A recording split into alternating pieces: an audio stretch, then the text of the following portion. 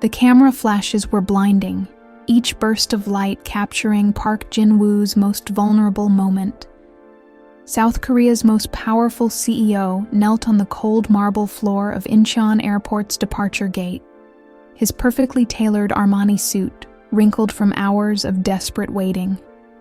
His usually immaculate hair fell across his forehead as tears, real tears, streamed down the face that graced magazine covers and corporate boardrooms.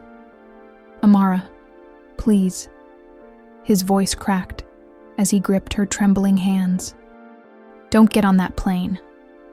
Around them, journalists pressed closer with their cameras, microphones thrust forward like weapons.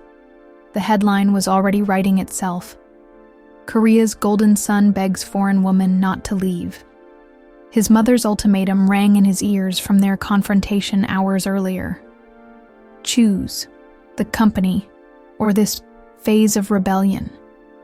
Amara Santos stood frozen, her boarding pass clutched in one hand while the other remained intertwined with his fingers.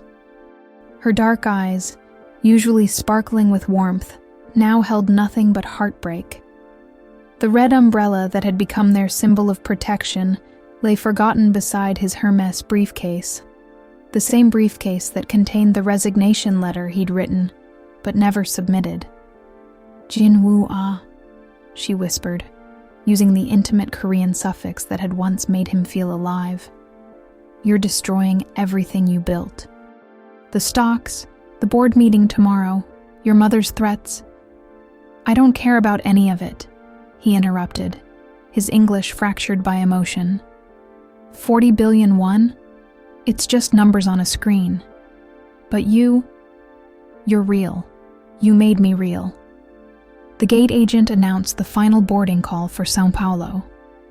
Behind the crowd of reporters, Jin-woo caught sight of his assistant Lee Jae-sung, frantically speaking into his phone. The Park Industries emergency board meeting was scheduled in 6 hours. If Jin-woo didn't return, if he didn't end this embarrassing spectacle, as his mother called it, the company would vote him out as CEO by sunrise. Amara pulled her hands free, and Jin-woo felt his world crumble. She picked up her carry-on bag with shaking fingers, then turned back to him one last time. "I love you more than I ever thought possible to love someone," she said in perfect Korean, the language she'd been secretly studying for months. "But I can't be the reason you lose your soul." She walked toward the boarding gate, each step echoing like a gunshot in Jin-woo's chest. The cameras kept flashing. The reporters kept shouting questions. And Park Jin-woo, the man who had never shown weakness, never bent to anyone's will, remained on his knees, watching the only woman who had ever seen his heart disappear into a plane that would take her 20,000 kilometers away. The gate closed with a metallic finality that sounded like the end of everything. But this story doesn't begin here. It begins 6 months earlier, in a small cafe in Hongdae, with a collision that changed 2 lives forever. If the contract of your life came from someone who could destroy you, would you sign it? What happens when a billionaire's heart becomes his greatest vulnerability? Park Jin-woo had never set foot in a Hongdae cafe before. The narrow streets filled with university students and street art were as foreign to him as another planet. His driver had refused to navigate the cramped alleyways, leaving Jin-woo to walk the final 3 blocks to meet his potential graphic designer, a woman whose portfolio had impressed his marketing team enough to warrant this unusual meeting. The cafe itself was everything his sterile corporate world wasn't. Mismatched furniture, plants hanging from macrame holders, and the scent of cinnamon mixing with fresh coffee. He checked his Patek Philippe watch. She was 7 minutes late. In his world, 7 minutes was an eternity of disrespect. "Mr. Park?" a warm voice asked behind him. Jin-woo turned, and his prepared lecture about punctuality died in his throat. The woman standing before him radiated a kind of energy he'd never encountered in Seoul's business circles. Her skin was rich and dark, her smile genuine rather than calculated, and her eyes held an openness that seemed almost dangerous in its honesty. "I'm Amara Santos," she said, extending her hand for a Western-style handshake instead of the customary bow. "Sorry I'm late. I got completely lost trying to find this place. Seoul's streets are like a beautiful maze." Jinwoo stared at her outstretched hand for a moment too long. When was the last time someone had touched him without an agenda? He shook her hand, noting the warmth of her palm and the small callus on her index finger from drawing. 7 minutes, he said automatically, then immediately regretted the coldness in his voice. Instead of apologizing or showing fear, the usual responses to his displeasure, Amara laughed. It was a rich, unguarded sound that seemed to fill the small cafe. 7 minutes, huh? In Brazil, we'd call that right on time. But I can see you're not Brazilian. She gestured to his severe black suit. You're definitely the CEO type. Shall we sit? I brought my portfolio, but I also brought something better. She reached into her colorful bag and pulled out a small container. Brigadeiros, Brazilian chocolate truffles. I made them this morning. Consider it an international peace offering for my shocking tardiness. Jinwoo found himself accepting the small chocolate ball, even though he hadn't eaten sugar in 3 years as part of his rigid dietary regimen. The moment it touched his tongue, sweetness exploded across his palate. Not just the chocolate, but something he couldn't identify. Joy, maybe. Spontaneity. He struggled for words. Unexpected. Life's more interesting when it's unexpected, don't you think? Amara said, settling into the worn velvet chair across from him. Now, about this advertising campaign for Park Industries. I've been researching your company, and honestly, I'm fascinated. You've built an empire, but all your marketing feels so safe. Like you're afraid to show any personality. Jinwoo's business mask slipped back into place. Park Industries represents stability and trust. We don't need personality. Everyone needs personality, Mr. Park. Even billion-dollar conglomerates. She opened her portfolio, and Jinwoo found himself leaning forward despite himself. Her designs were unlike anything his marketing department had ever produced.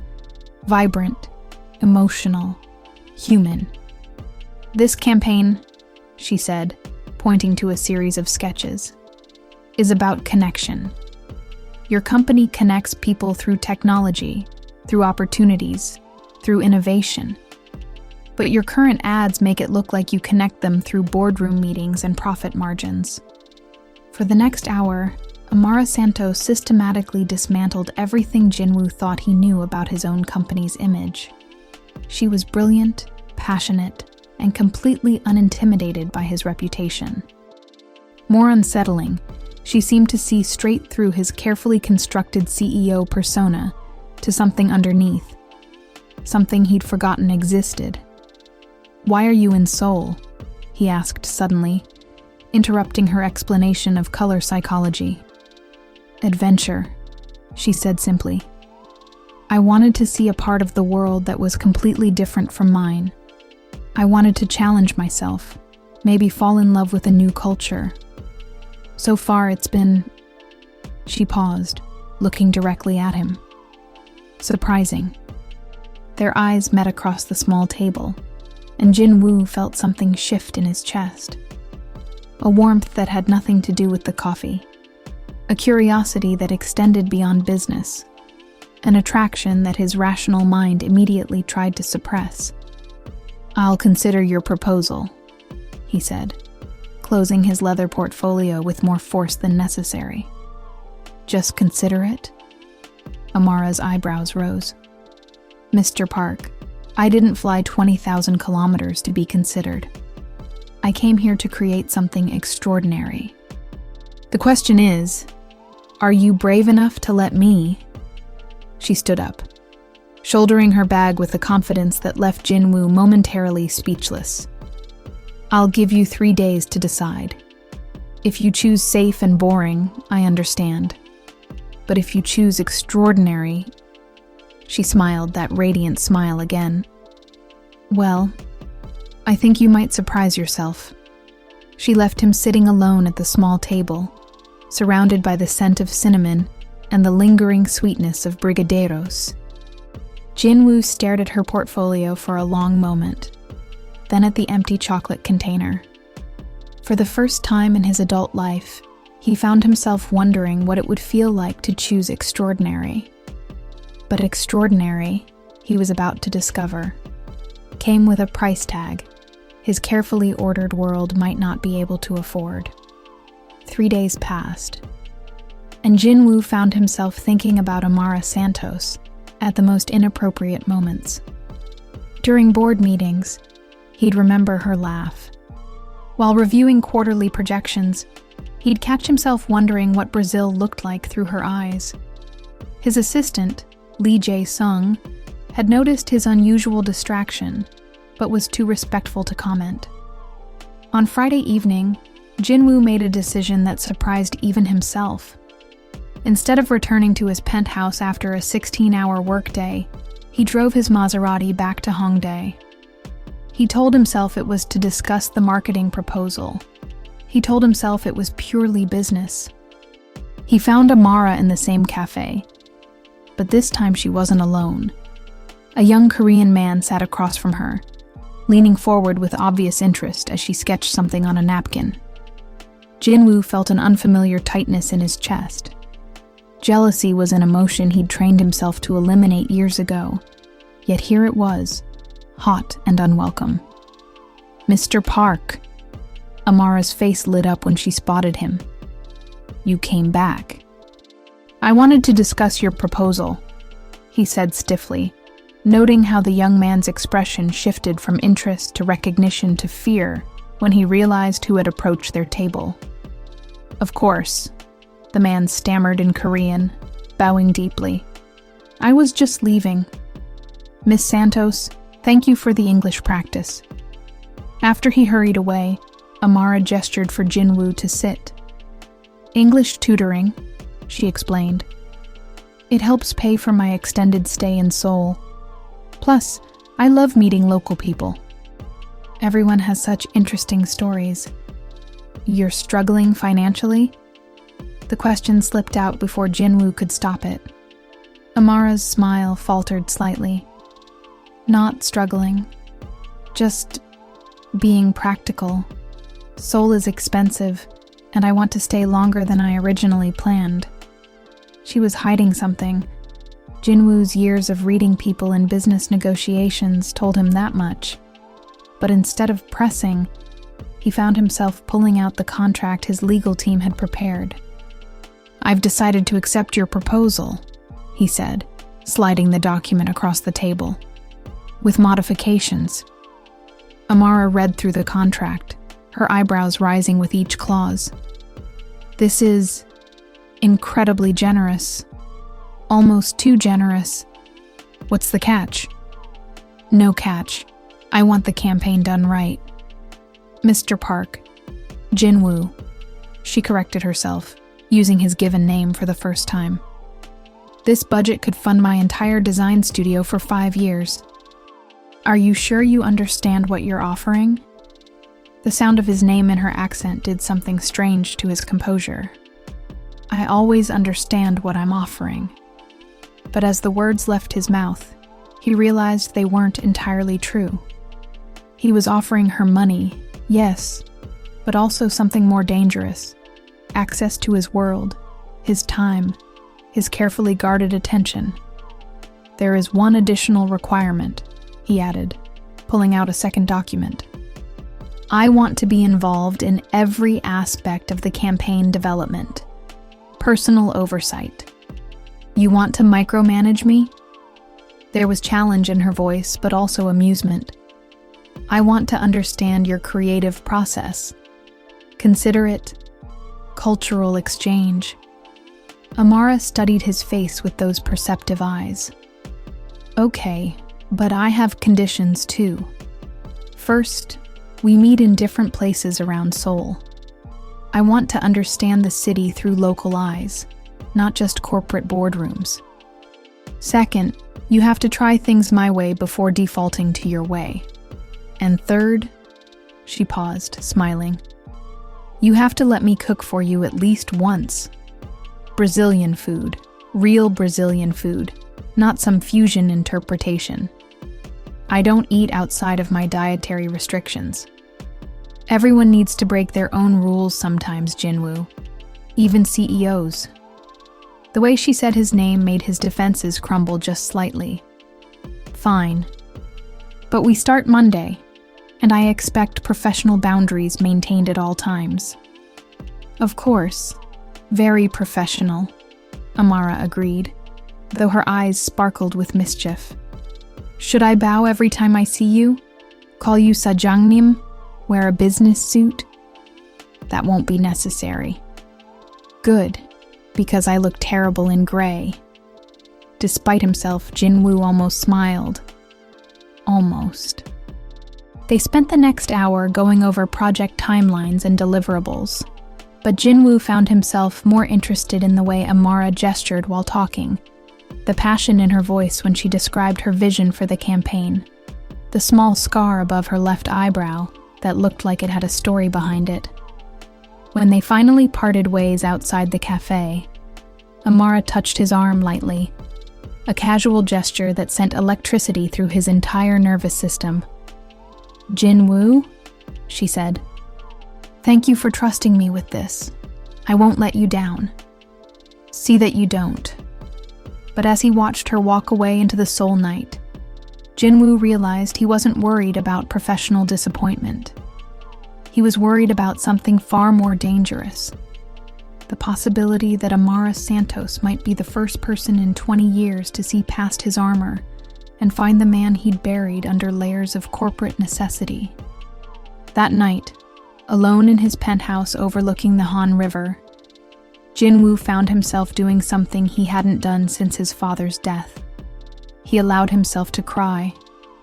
Just one tear, sliding down his cheek as he realized that his perfectly controlled life was about to become beautifully, terrifyingly complicated. Monday morning arrived with unexpected rain, turning Seoul's streets into mirrors reflecting neon signs and rushing umbrellas. Jinwoo stood in the lobby of his corporate tower, checking his watch for the third time. Amara was late again, 15 minutes this time. His phone buzzed with texts from his assistant about the quarterly board meeting, but all Jinwoo could focus on was the empty revolving door. Had she changed her mind about the project? Had his coldness at the cafe driven her away? Sorry! Amara burst through the entrance, shaking rain from her bright yellow raincoat. The subway was delayed, and I couldn't find my T-Money card, and then I got lost in this maze of a building. She stopped mid-sentence, taking in the marble lobby with its soaring ceilings and intimidating corporate art. Wow, this is where you work every day? This is where I live, Jinwoo corrected, then immediately regretted the honesty. I mean, where I spend most of my time. Amara studied his face with concern. When was the last time you went somewhere just for fun? The question caught him off guard. Fun isn't a priority in my schedule. Then we're starting in the wrong place, she said decisively. Come on. Come on where? We have meetings planned, presentations to review. Change of plans. If I'm going to design a campaign that shows the human side of Park Industries, I need to understand what makes Park Jinwoo human. And I don't think I'll find that in a conference room. Before he could protest, she was leading him back toward the exit. Miss Santos, I have responsibilities. Amara, she corrected. And yes, you have responsibilities. But when was the last time you remembered why those responsibilities matter? Something in her tone made him follow. Maybe it was curiosity. Maybe it was the way rain had caught in her hair, making her look like she'd stepped out of a different world entirely. Or maybe it was the growing realization that his perfectly ordered life felt increasingly hollow. 20 minutes later, they stood in Namdaemun Market, surrounded by the chaos of vendors selling everything from traditional hanbok to electronic gadgets. The contrast between the corporate tower and this explosion of color and sound was jarring. "This is Seoul's heart," Amara said, pulling out her sketchbook. "Not the boardrooms or the glass towers. This is where real people live, work, dream. Your customers aren't just profit margins, Jinwoo. They're that grandmother selling kimchi, that young father buying toys for his daughter, that teenager saving for university." Jinwoo watched her sketch with quick, confident strokes, capturing not just the visual chaos but somehow the energy, the humanity of the place. He'd walked through markets like this as a child with his housekeeper, before his mother decided such excursions were beneath his station. "Try this," Amara said suddenly, appearing beside him with a steaming cup of tteok and a mischievous smile. "I don't eat street food. You don't eat sugar either, but you ate my brigadeiros. Come on, live a little." The rice cake was hot, chewy, sweet with red bean paste. As Jinwoo chewed, he realized he was tasting his childhood. Afternoons escaped from tutors and etiquette lessons, small moments of rebellion that had been systematically eliminated from his life. "Good?" Amara asked. "Nostalgic," he admitted. They spent the morning moving through different neighborhoods, Amara sketching and asking questions that forced Jinwoo to see his city through fresh eyes. In Insadong, she bought him traditional tea and asked about his family's history. In Myeongdong, she insisted they try street food and talked about her own childhood in São Paulo. "My father died when I was 12, she said casually, while they sat on a bench sharing hotteok. He was a graphic designer too. My first teacher. He always said design wasn't about making things pretty. It was about making people feel understood." "I'm sorry," Jinwoo said, and meant it. His own father had died when Jinwoo was 25, already groomed to take over the company. But 12? It's okay. It taught me that life is fragile, you know? You can't waste time being safe all the time. Sometimes you have to risk everything for what matters. She looked at him directly when she said it, and Jinwoo felt that unfamiliar tightness in his chest again. Only this time, it wasn't jealousy. It was recognition. The recognition of someone who understood loss, who had learned to carry grief while still choosing hope. "Your turn," Amara said. "Tell me something real about Park Jinwoo. Not the CEO, not the heir to the empire. Just you." Jinwoo hesitated.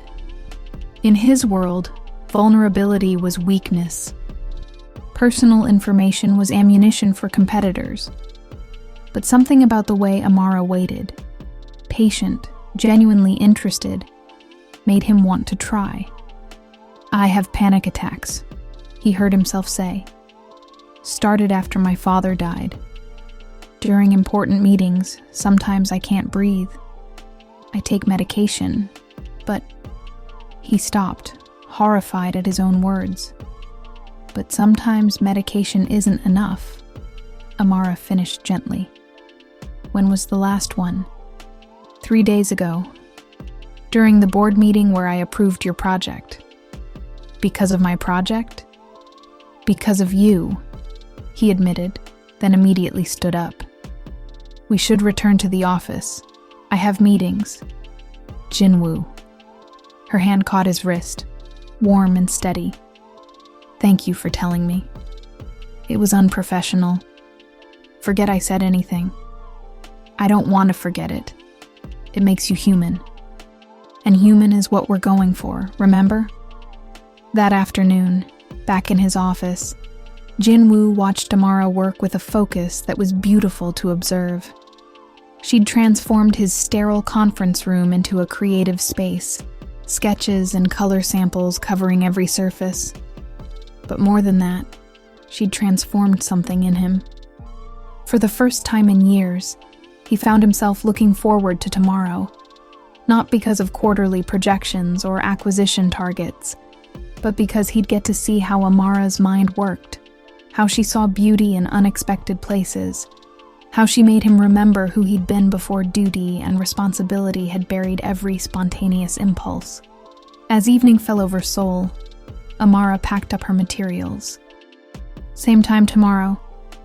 "Actually," Jinwoo said, surprising himself again, "would you like to have dinner?" "Business dinner?" "No, just dinner." Amara's smile was radiant. "I'd love that, but I get to choose the place." "Deal." As she left, Jinwoo realized that for the first time in his adult life, he was about to have dinner without an agenda, without a strategic purpose, without knowing exactly how the evening would unfold. The loss of control should have terrified him. Instead, it felt like the first real breath he'd taken in 20 years. 2 weeks into their collaboration, Jinwoo had broken more of his personal rules than he had in the previous decade. He'd eaten street food, visited jazz clubs, spent entire afternoons in art galleries, and, most shocking of all, had begun leaving his office at reasonable hours. The park industry's marketing campaign was evolving into something extraordinary under Amara's guidance, but Jinwoo suspected the real transformation was happening to him. He laughed more, worried less about perfect appearances, and found himself genuinely curious about the world outside corporate boardrooms. Tonight they were supposed to finalize the campaign presentation, but instead, they found themselves on the rooftop of an abandoned building in Itaewon, sharing takeout bibimbap while Seoul sparkled below them. "How did you find this place?" Jinwoo asked, marveling at the view. "Kaya showed me," Amara said, referring to her best friend who had arrived from New York 3 days earlier. "She has a talent for discovering hidden gems. Says it comes from growing up in Brooklyn. You learn to find beauty in unexpected places." Jinwoo had met Kaya Johnson briefly when she'd stopped by the office. Unlike Amara's warm openness, Kaya had studied him with sharp, analytical eyes, clearly protective of her friend. He respected that loyalty, even as it made him slightly uncomfortable. "What does she think of our working relationship?" he asked. "She thinks you're falling for me," Amara said matter-of-factly, not looking up from her bibimbap. Jinwoo nearly choked on his food. "What?" "She's very observant. Also, she says I'm falling for you, which is..." Amara finally looked at him, her expression uncharacteristically vulnerable. Which might be true. The admission hung in the air between them, charged with possibility and danger. Jinwoo set down his chopsticks, his heart pounding in a way that had nothing to do with anxiety. "Amara, I know," she said quickly. "I know all the reasons it's complicated. Different cultures, your position, the media attention you live with. I know I'm supposed to be professional. But Jinwoo, I've never met anyone who makes me want to be braver just by being around them." Thunder rumbled overhead, and the first drops of rain began to fall. They should have sought shelter, should have gathered their things, and returned to the safety of his apartment or her modest hotel room. Instead, they stayed exactly where they were. "You make me braver too," Jinwoo admitted. "For 3 weeks, I've been someone I barely remember being. Someone who takes risks, who cares about things beyond profit margins. Someone who what? Someone who could fall in love." The rain intensified, soaking through their clothes, but neither of them moved. Jinwoo reached out, cupping Amara's face in his hands, water droplets catching on her eyelashes like diamonds. "If I kiss you," he said softly, everything changes. Everything's already changed, Jinwoo. We just haven't admitted it yet. When their lips met, it felt like coming home and jumping off a cliff simultaneously. The kiss was gentle at first, tentative, then deeper as 3 weeks of suppressed attraction finally found expression. Jinwoo forgot about corporate protocols, forgot about his mother's expectations, forgot about everything except the woman in his arms who had somehow seen past every defense he'd ever constructed. They kissed in the rain until they were both breathless, holding each other as if the moment might disappear if they loosened their grip. What happens now? Amara whispered against his lips. I don't know, Jinwoo admitted. I've never been here before. They made it back to his penthouse, both soaked and shivering, both aware that they had crossed a line that couldn't be uncrossed. Jinwoo gave Amara one of his shirts and made tea while she changed, trying to process the seismic shift in his carefully ordered world.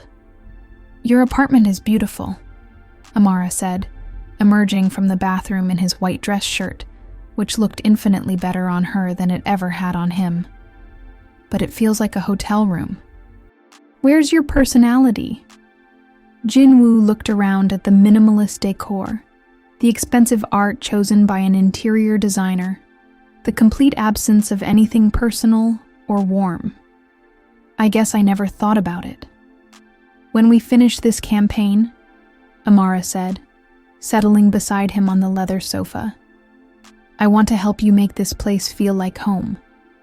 When we finish the campaign, you'll go back to Brazil. The words hung heavy between them, the reality neither had wanted to acknowledge.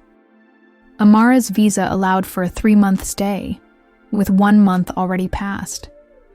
Their time together had an expiration date, making every moment more precious and more painful. Maybe I don't have to go back right away, she said quietly. Amara, be realistic. Your life is in São Paulo. Your family, your friends, your career. My family will survive without me for a while longer. My friends visit each other across continents. And my career.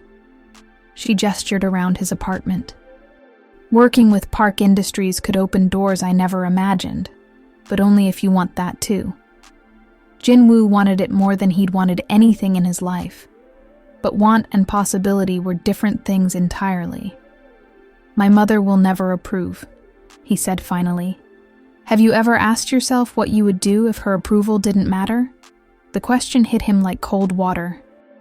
His entire life had been structured around gaining and maintaining Park Young-suk's approval, following the path she'd laid out for him, becoming the son she needed to secure the family legacy. I don't know, he admitted. Then maybe it's time to find out. That night, Amara fell asleep curled against his side on the sofa, her head on his chest, her hand resting over his heart. Jinwoo lay awake watching her breathe, memorizing the peaceful expression on her face, wondering if he was brave enough to fight for something his mother would see as the ultimate betrayal. 3 floors below, in the building's parking garage, a freelance photographer adjusted his telephoto lens and snapped another series of photos through Jinwoo's floor-to-ceiling windows. The images were blurry but unmistakable.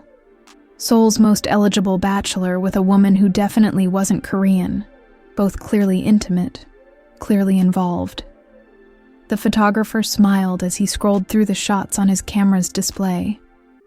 These photos would be worth a fortune to the right media outlet. And tomorrow morning, Park Jinwoo's private life would become very public indeed.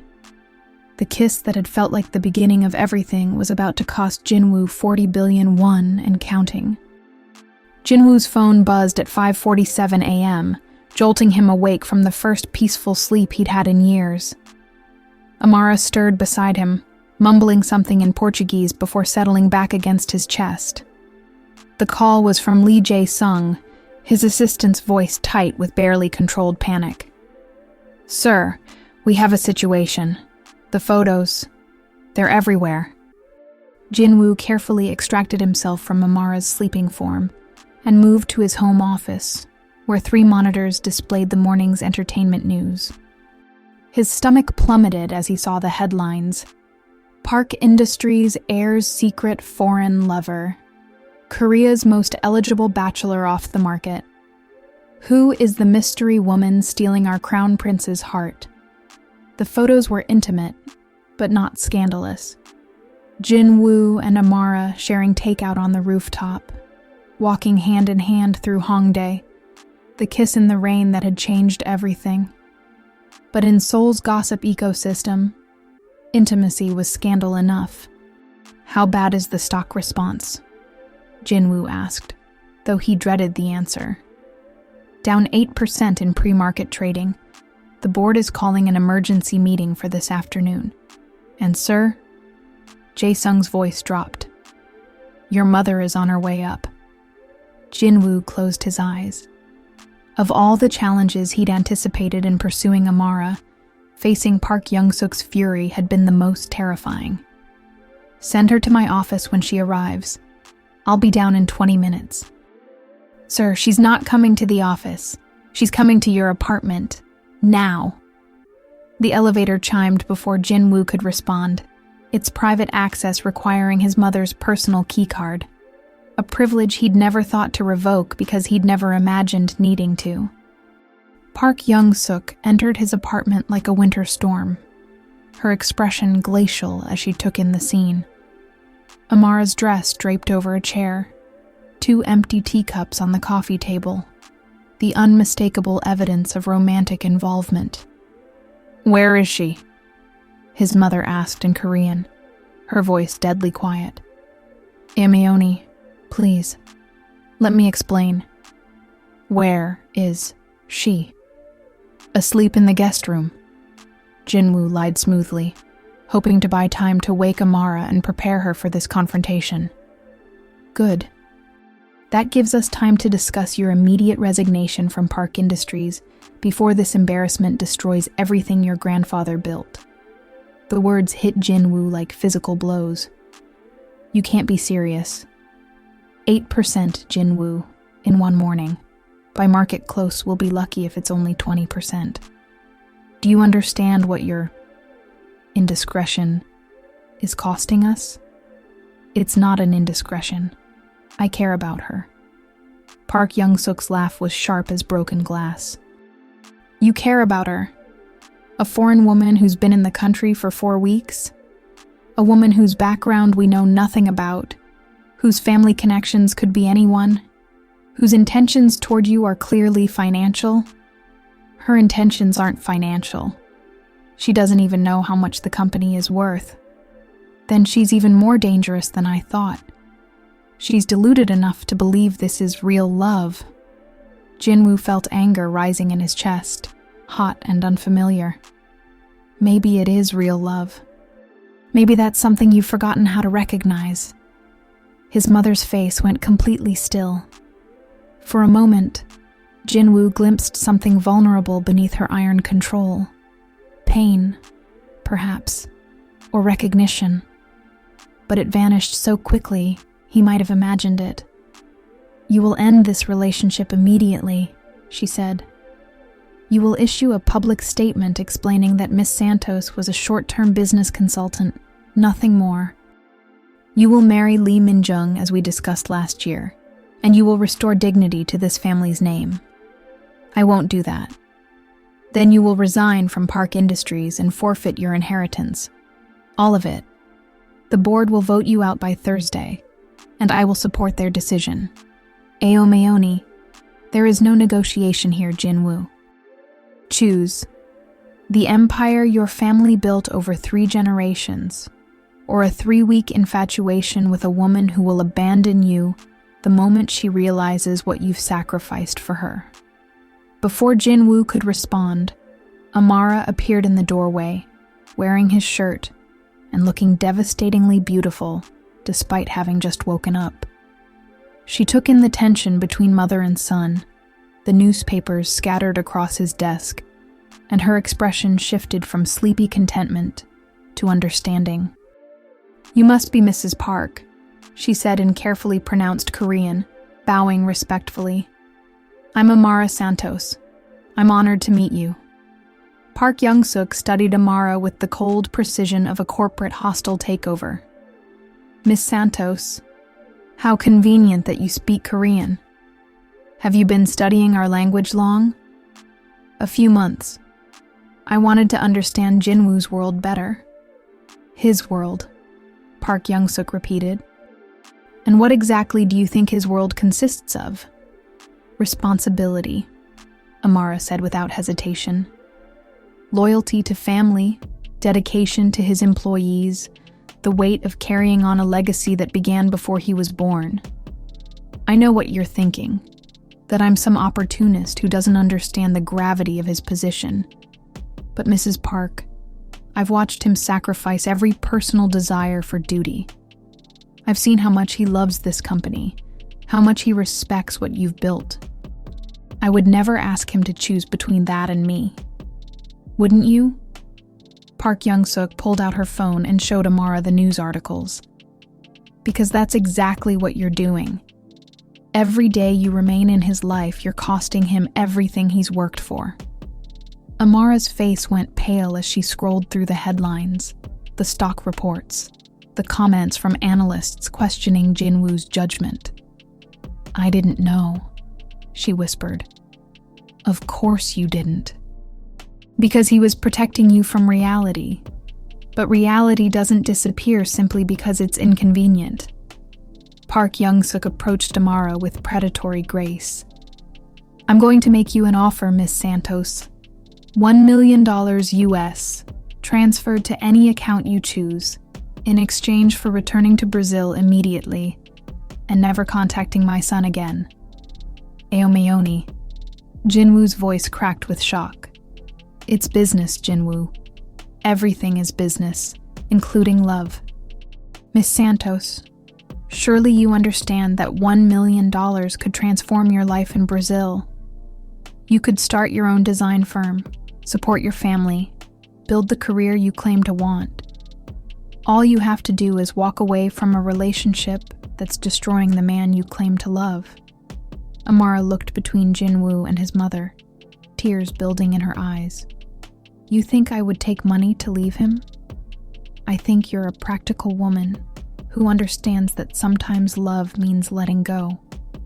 The question is whether you love him enough to save him from himself.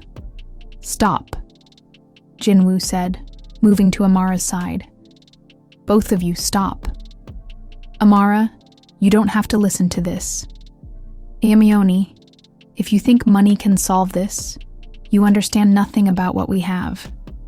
What you have is a fantasy, Park Kyung-suk said coldly. And fantasies don't survive in the real world. Miss Santos, you have 24 hours to consider my offer. After that, I will use every resource at my disposal to ensure you understand exactly how unwelcome you are in my son's life. She gathered her purse and moved toward the elevator. Jinwoo, the board meeting is at 3 o'clock. I suggest you spend the morning deciding whether you want to be my son or a stranger who used to carry our name. The elevator doors closed with a soft chime, leaving Jinwoo and Amara alone in the deafening silence of consequences neither had anticipated. Is it true? Amara asked quietly. About the stock price? The board meeting? Jinwoo nodded, unable to find words. And would they really vote you out of your own company? It's not my company. It's the family's company. And if the family decides I'm a liability, then we need to end this, Amara said, her voice breaking. Before you lose everything. Amara, no. But she was already moving toward her clothes, toward the door, toward the impossible choice between love and destruction. Your mother was right about one thing, she said as she dressed. Sometimes love means letting go. Don't do this. Don't let her win. This isn't about winning or losing, Jinwoo. This is about saving you from making a choice you'll regret for the rest of your life. As Amara reached for the door handle, Jinwoo realized that the woman he'd fallen in love with was about to walk out of his life to protect him from the consequences of loving her. And the worst part was, he wasn't sure he was brave enough to stop her. The Park Industries boardroom had always been Jinwoo's sanctuary, a place where logic prevailed over emotion, where strategic thinking trumped personal feelings. But as he sat at the head of the polished mahogany table, facing 12 board members who looked like they were attending a funeral, he realized his sanctuary had become his tribunal. Board chairman Kim Sung-min, his father's oldest friend and supposed ally, cleared his throat with obvious discomfort. "Jinwoo, we've called this emergency session to discuss the situation that has developed over the past 24 hours. The stock price had continued its free fall throughout the morning, closing down 18%, a catastrophic loss that wiped out nearly 40 billion won in market value. The financial news channels were running continuous coverage, with analysts questioning whether Park Industries' leadership had lost touch with Korean values. The situation," Jinwoo repeated calmly, "is that I'm in a relationship with someone I care about. Since when is that grounds for corporate intervention?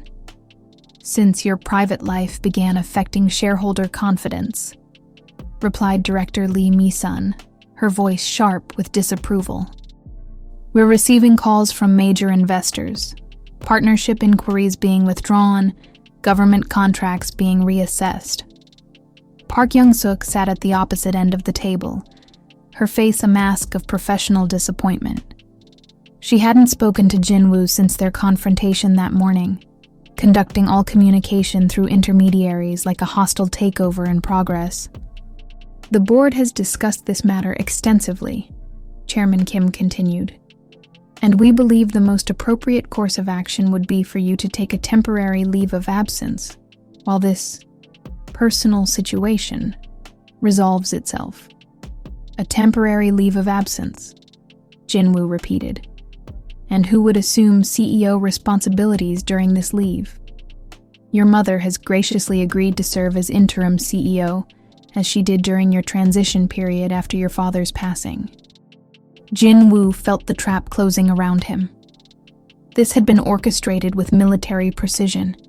The leaked photos, the media coverage, the board meeting called too quickly for him to build his own support. His mother hadn't just threatened him that morning. She'd already moved to eliminate him. "I see," he said quietly. "And what would be required for me to return from this temporary leave?" The board members exchanged uncomfortable glances. Director Park Hyun-soo, the youngest member and usually Jinwoo's supporter, spoke carefully. "The board would need assurance that your personal judgment hadn't been compromised, that your commitment to the company remained absolute. In other words, I would need to end my relationship with Miss Santos." "That would certainly demonstrate renewed focus," Chairman Kim admitted. Jinwoo stood up, his decision crystallizing with remarkable clarity. "Then I respectfully decline your offer of temporary leave."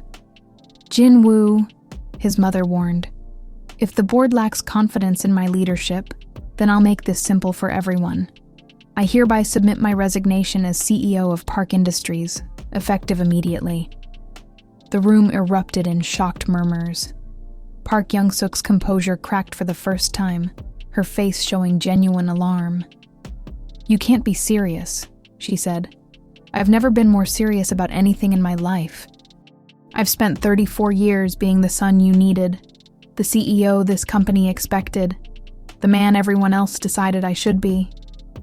But for the first time, I found someone who sees me as more than a collection of responsibilities and profit margins." "Jinwoo, think about what you're saying," Chairman Kim pleaded. "This company is your legacy, your birthright. My birthright was supposed to include the freedom to choose my own happiness," Jinwoo replied. "But apparently, that clause was never in the contract." He began walking toward the door, then stopped and turned back to face the board. "I'll be announcing my resignation publicly within the hour. Miss Santos had nothing to do with this decision. In fact, she tried to talk me out of it. This is my choice, made with full understanding of the consequences. Where will you go? His mother asked, her voice smaller than he'd heard it in years. What will you do? I don't know, Jinwoo admitted. For the first time in my adult life, I genuinely don't know what comes next. And you know what? I'm looking forward to finding out. As he reached the door, Director Park Hyun-soo called out, Jinwoo, wait, maybe there's another solution. Jinwoo paused, hand on the door handle. What if we gave you time? The younger director continued. Not a leave of absence, but a sabbatical. 6 months to resolve your personal situation.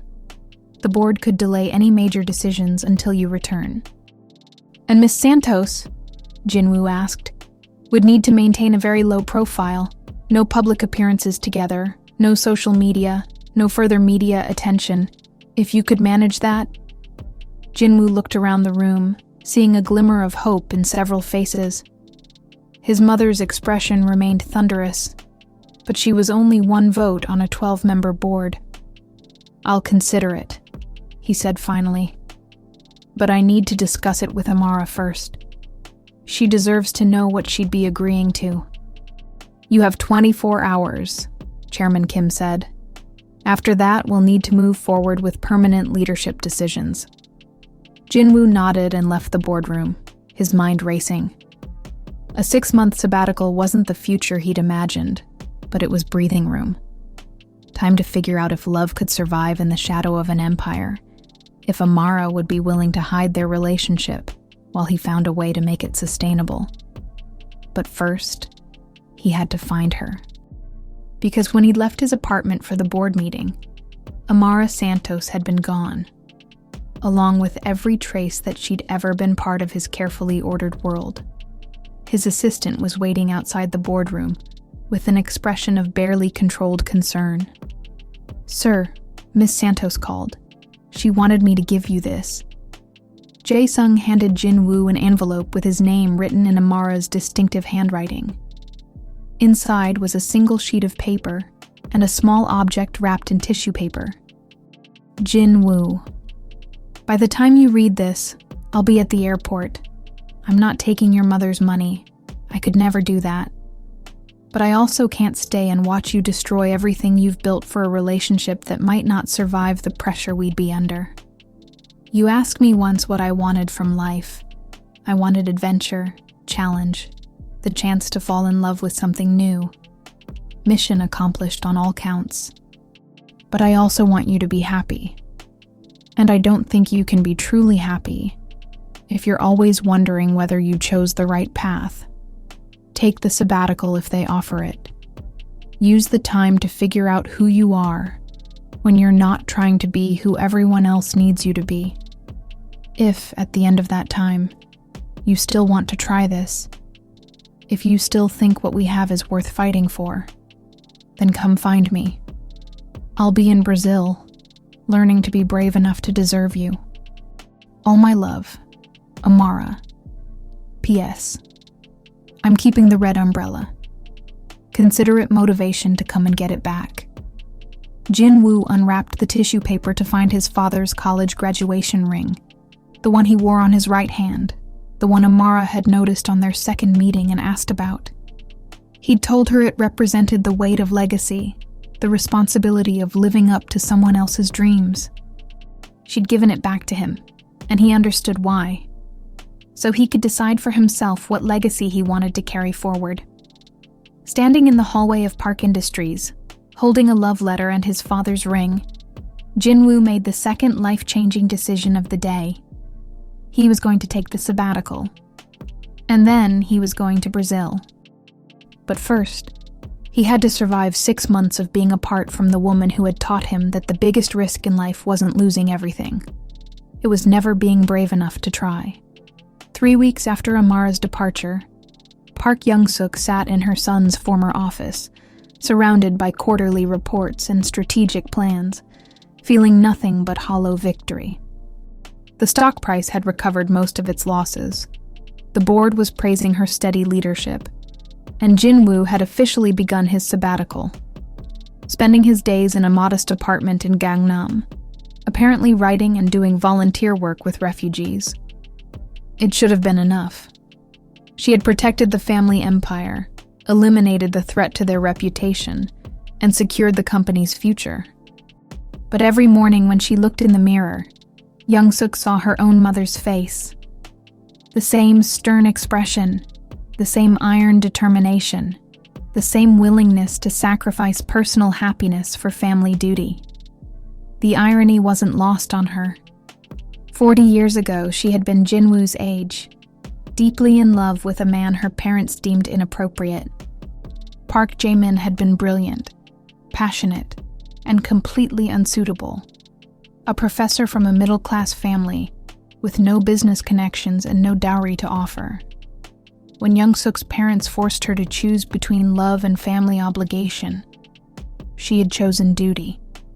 She had married the man they selected, built the life they designed, and buried her heart so deeply she sometimes forgot it existed. Now she was doing the same thing to her son, perpetuating a cycle she had sworn to break when Jinwoo was born. Her secretary knocked on the door. "Ma'am, there's a woman here to see you. She says she's a friend of Miss Santos." Young-suk looked up, immediately alert. "Send her in." Kaya Johnson entered the office with the confident stride of someone who wasn't intimidated by corporate power.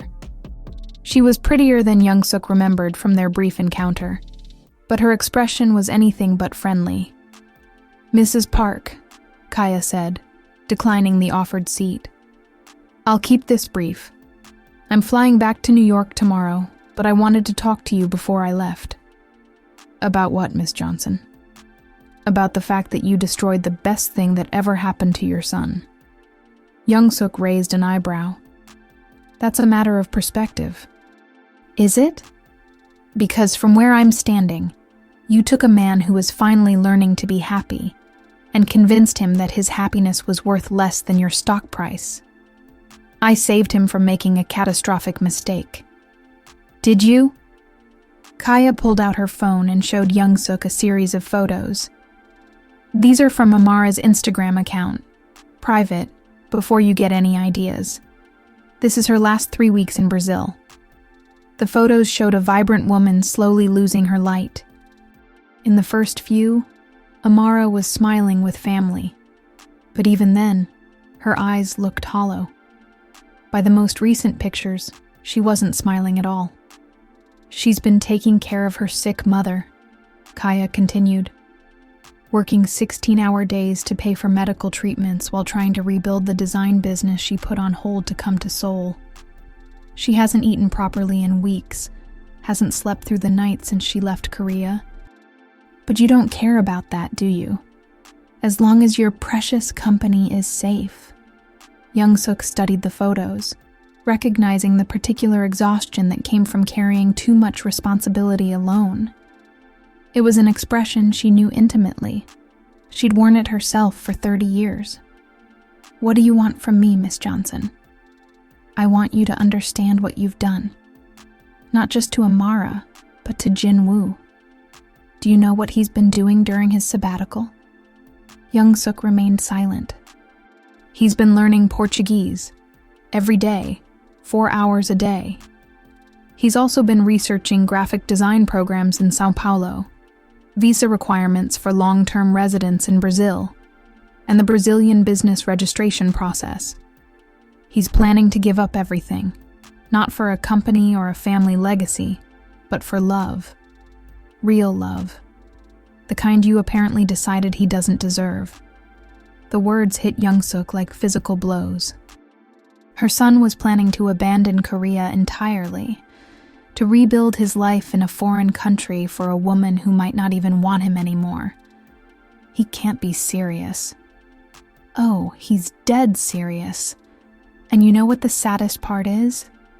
Amara would never let him do it. She loves him too much to let him sacrifice his entire world for her. So you'll get what you wanted. They'll both be miserable, but separately.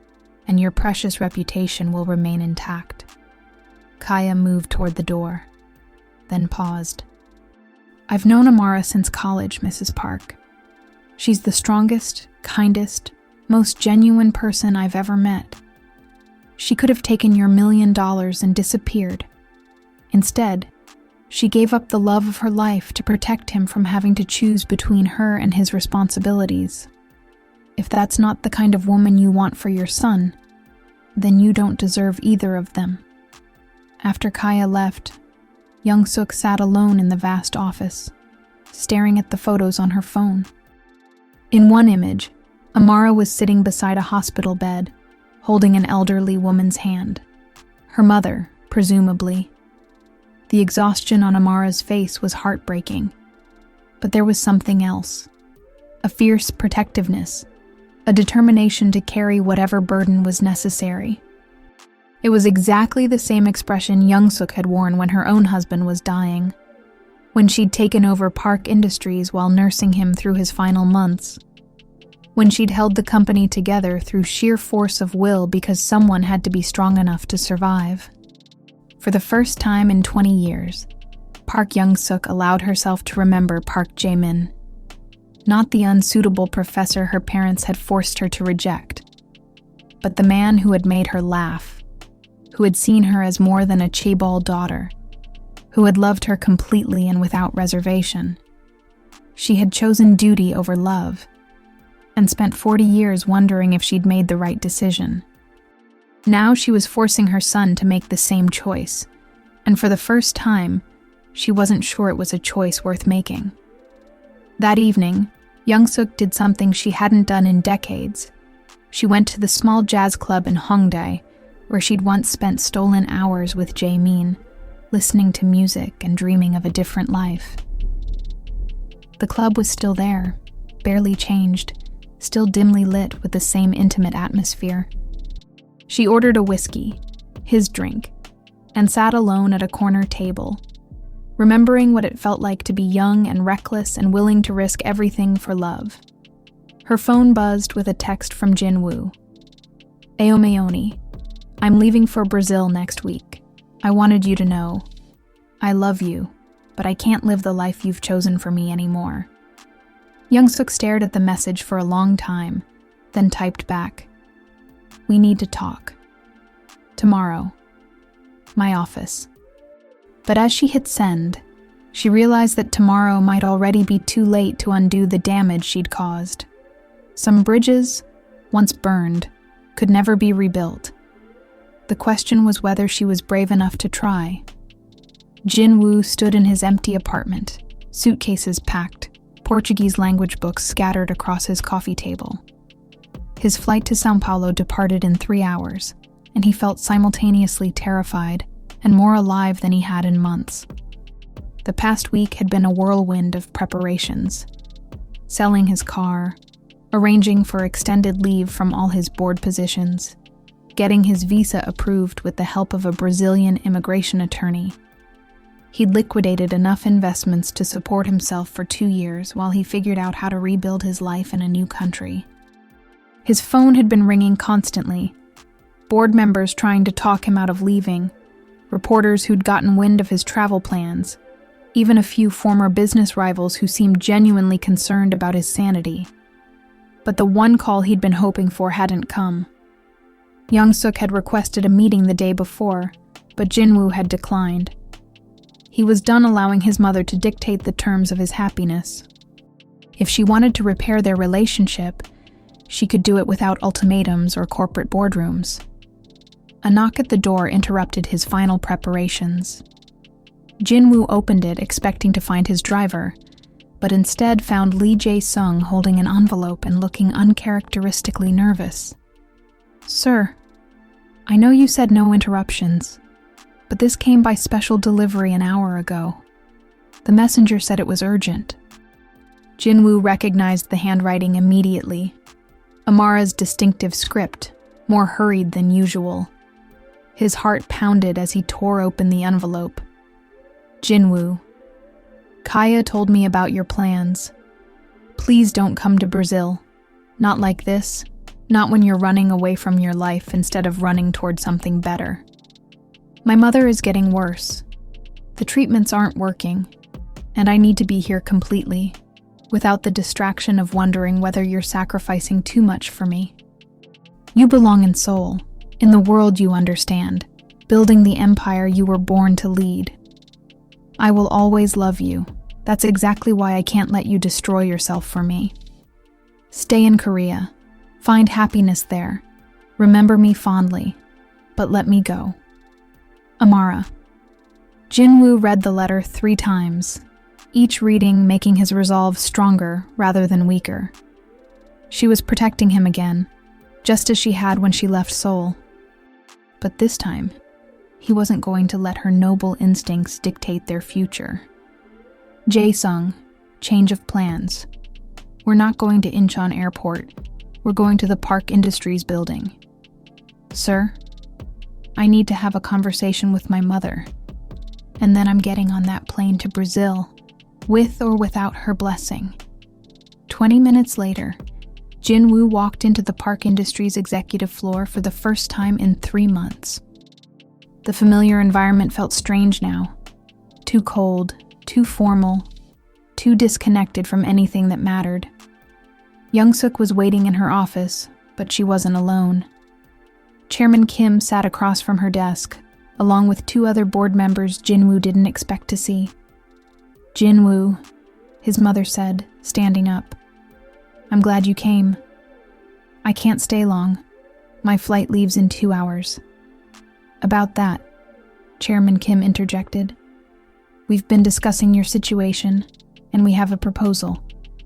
Jinwoo remained standing, his body language making it clear this would be a brief conversation. I'm listening. The board has voted to extend your sabbatical indefinitely, Young-suk said, with full salary continuation and the option to work remotely from anywhere in the world. What's the catch? No catch. You maintain your position as CEO, you keep your equity stake, and you have complete freedom to live wherever and with whomever you choose. Jinwoo stared at his mother, searching for the trap. Why? Young-suk glanced at the board members, who took the hint and quietly left the office. Once they were alone, she moved to the window overlooking Seoul's sprawling cityscape. Do you remember when you were 12, and you asked me why I married your father instead of following my dreams of becoming a pianist? Jinwoo nodded, surprised by the shift in conversation. I told you that sometimes we make sacrifices for the greater good, that personal desires have to come second to family responsibilities. Do you remember what you said to me? I said that didn't sound like a very good way to live. You were right. Young-suk's voice was softer than Jinwoo had heard it in years. I spent 40 years telling myself that I'd made the right choice, that duty was more important than happiness. But watching you these past few months, seeing how you changed when you were with her, how alive you became. She turned to face him directly. Kaya Johnson came to see me yesterday. She showed me pictures of Amara in Brazil. Jinwoo, that young woman is destroying herself trying to take care of her family, the same way I destroyed parts of myself taking care of ours. The same way you've been destroying yourself trying to be the son you thought I needed. What are you saying? I'm saying go to Brazil. Fight for her. Bring her back here if she'll come, or stay there if that's what it takes. But don't spend the next 40 years wondering what if the way I have. Jinwoo felt something shift in his chest. A loosening of tension he'd carried so long he'd forgotten it was there. And the company will survive. It survived when I took over from your father. It survived when you took over from me, and it will survive whatever comes next. But Jinwoo... She reached into her desk drawer and pulled out an old photograph. A young woman with Jinwoo's eyes sitting beside a man at a piano. Love doesn't survive neglect. I know that better than anyone.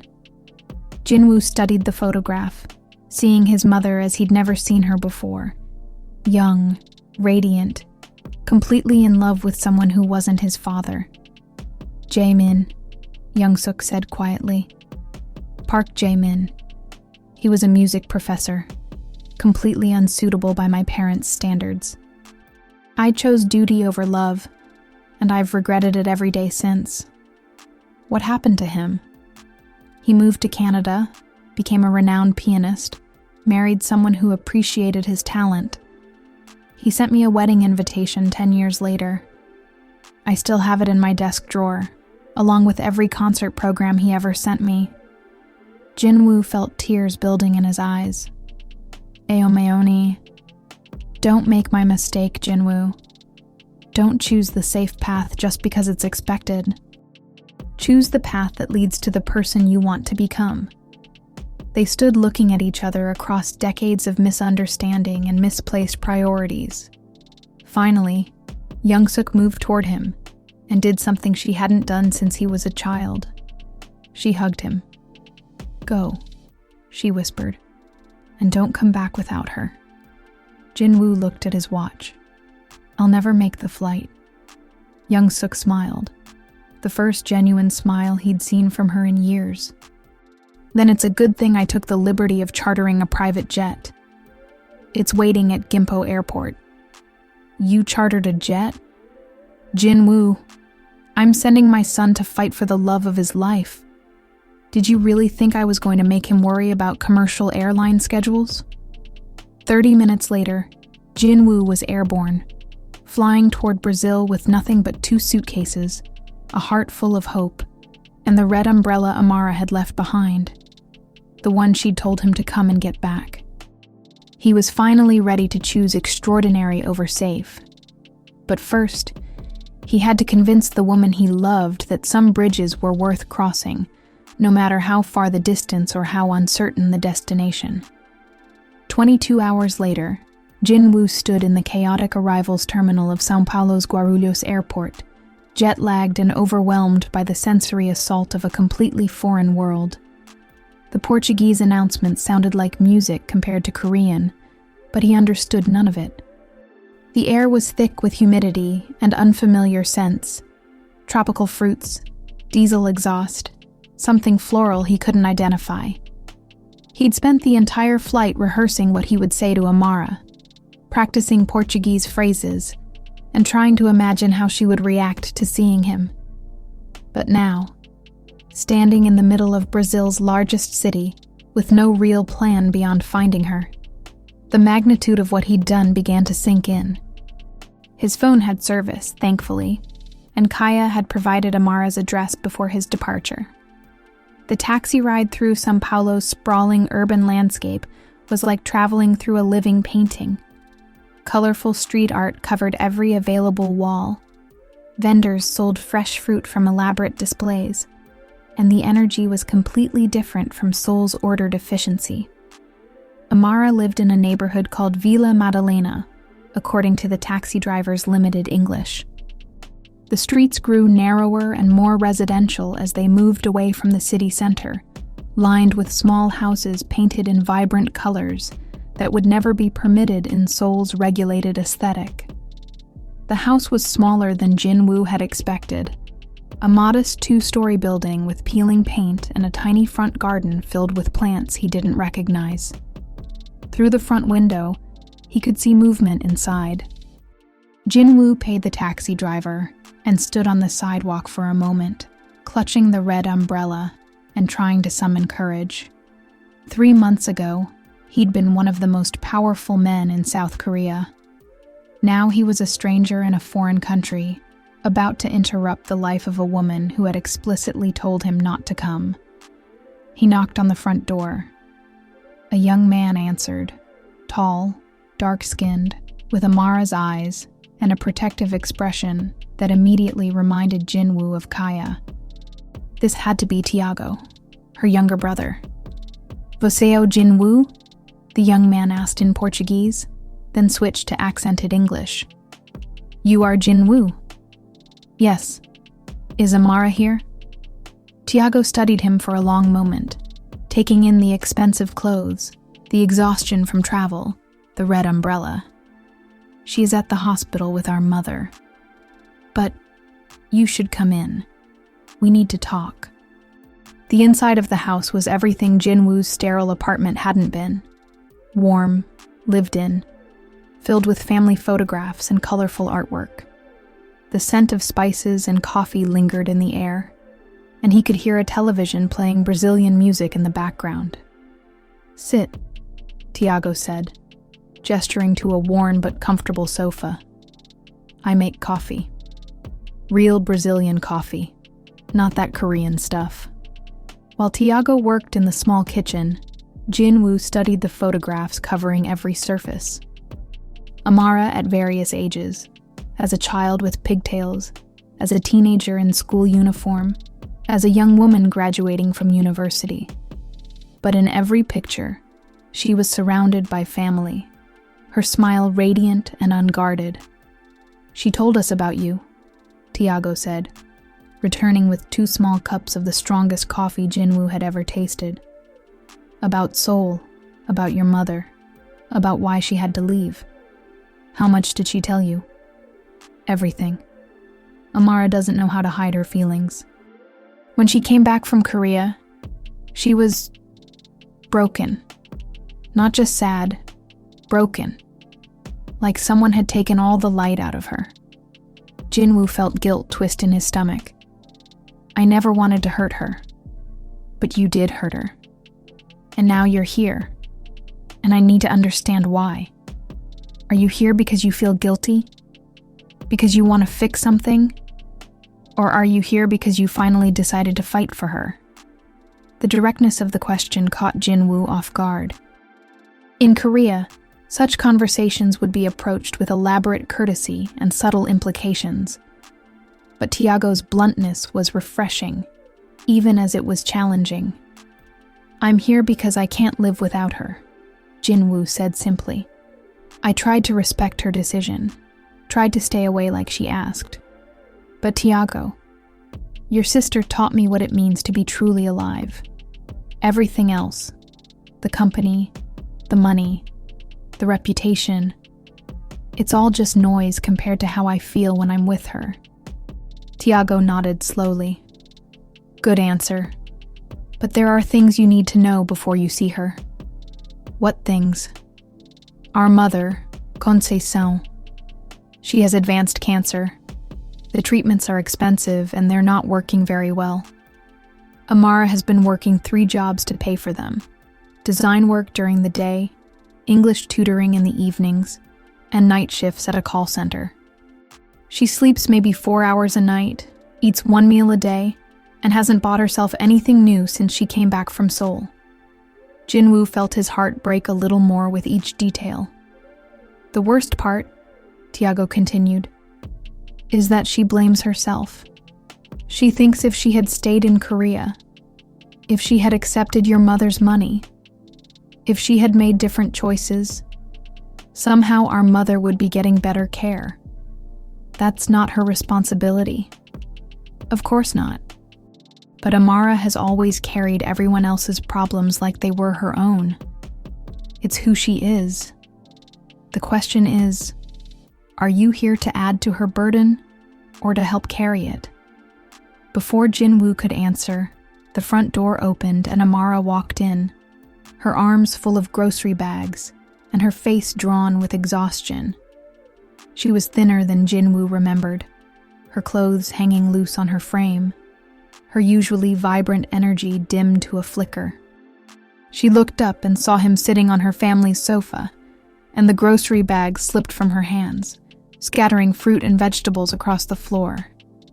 "Jinwoo?" Her voice was barely a whisper. "What are you doing here?" "I came to get my umbrella back," he said softly, standing up and extending the red umbrella toward her.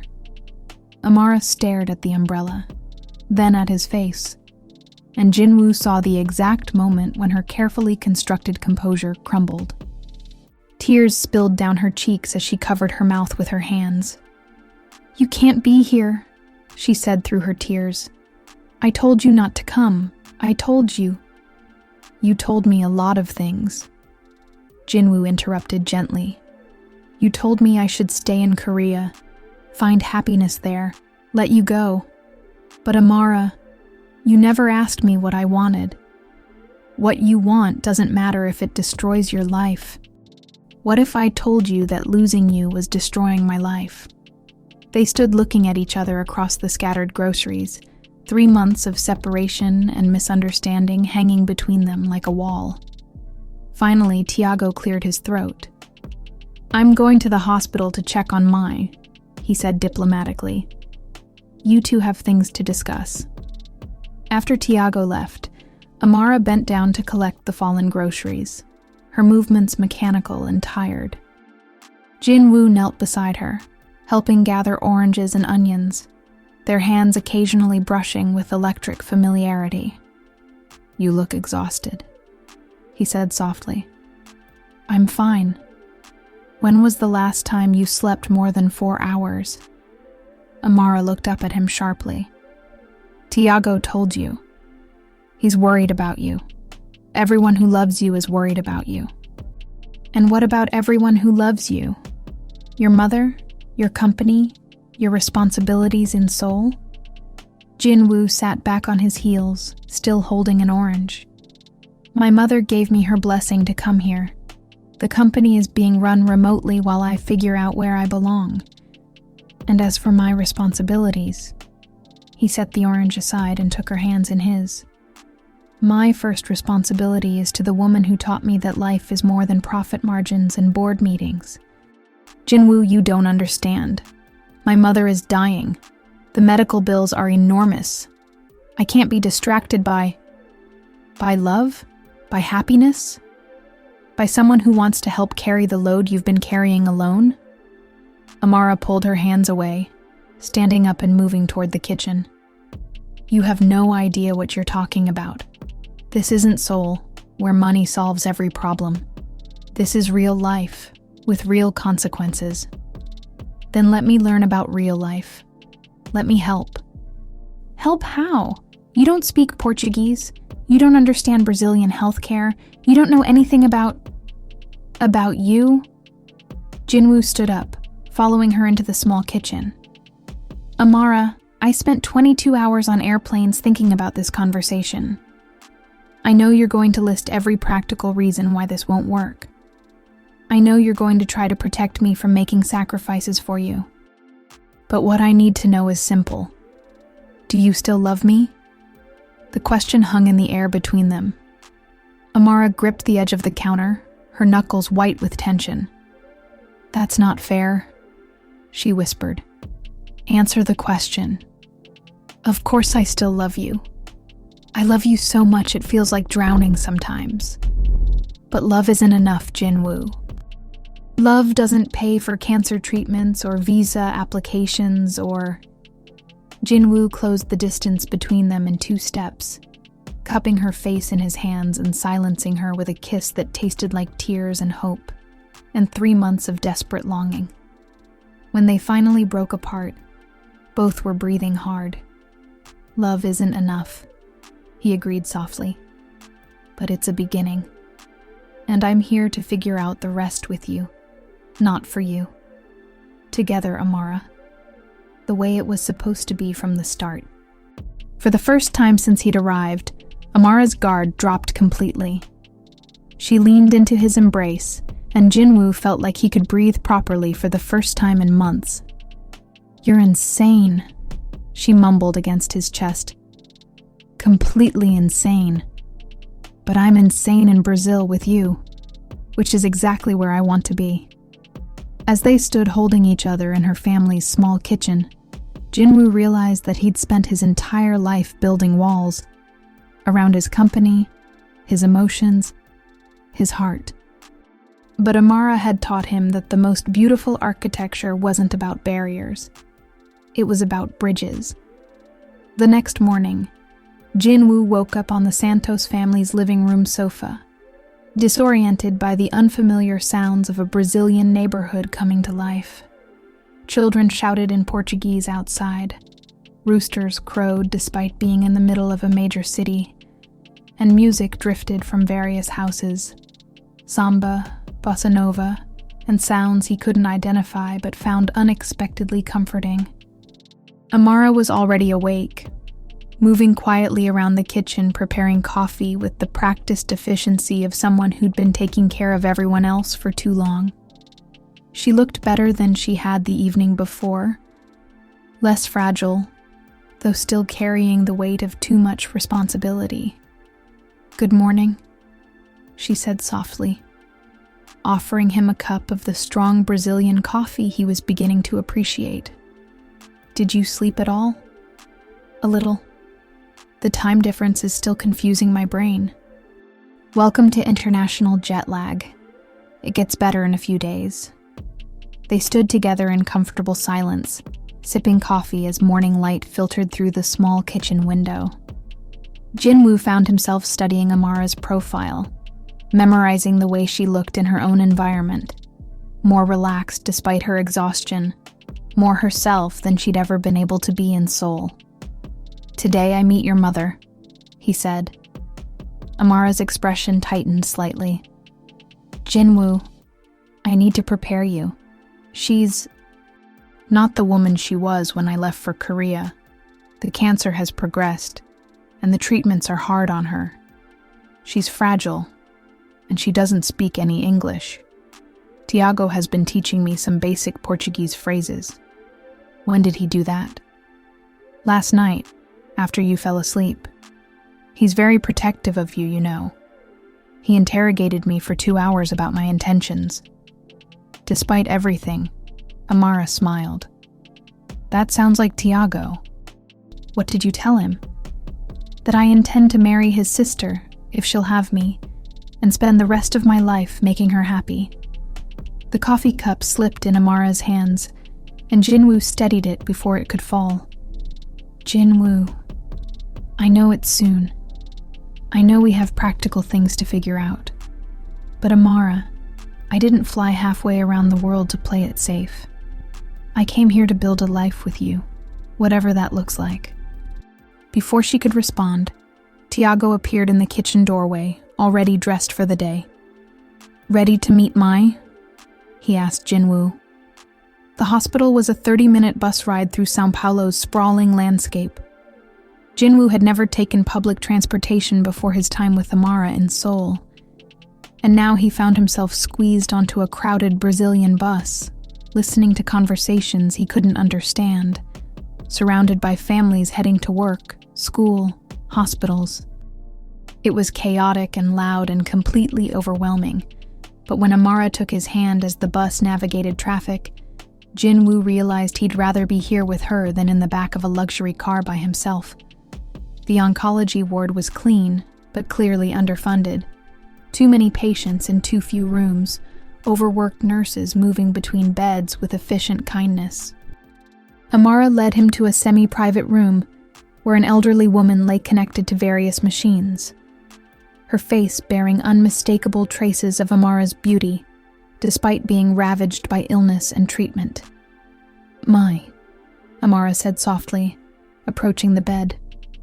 "I brought someone to meet you." Conceição Santos opened her eyes, the same warm brown as her daughter's, and focused on Jinwoo with obvious curiosity. She said something in Portuguese, and Amara laughed for the first time since Jinwoo had arrived. "She wants to know if you're the Korean prince who stole her daughter's heart," Amara translated. Jinwoo had prepared a careful introduction in Portuguese, but looking at this woman who had raised the person he loved most in the world, formality seemed absurd. Instead, he sat in the chair beside her bed and took her frail hand in his. "Eu amo sua filha," he said in careful Portuguese. "I love your daughter." Conceição's eyes filled with tears. She spoke rapidly to Amara, who blushed and shook her head. "What did she say?" "She said you have kind eyes, and that anyone who would learn Portuguese just to talk to her must truly love me. She also said I should stop being stubborn and marry you before you change your mind." Smart woman. They spent the morning at the hospital, and Jinwoo watched Amara transform in her mother's presence. Despite Conceição's illness, Despite the financial stress, despite everything, the love between mother and daughter was radiant and uncomplicated. They teased each other, shared private jokes, and communicated with the kind of emotional intimacy Jin-woo had never experienced in his own family. When Kyungrae Soh grew tired and needed to rest, they moved to the hospital's small cafe. Over terrible coffee and stale pastries, Tiago explained the situation with brutal honesty. The doctors give her maybe 6 months with the current treatment plan.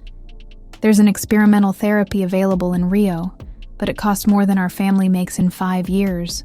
Insurance covers almost nothing. How much? Jin-woo asked.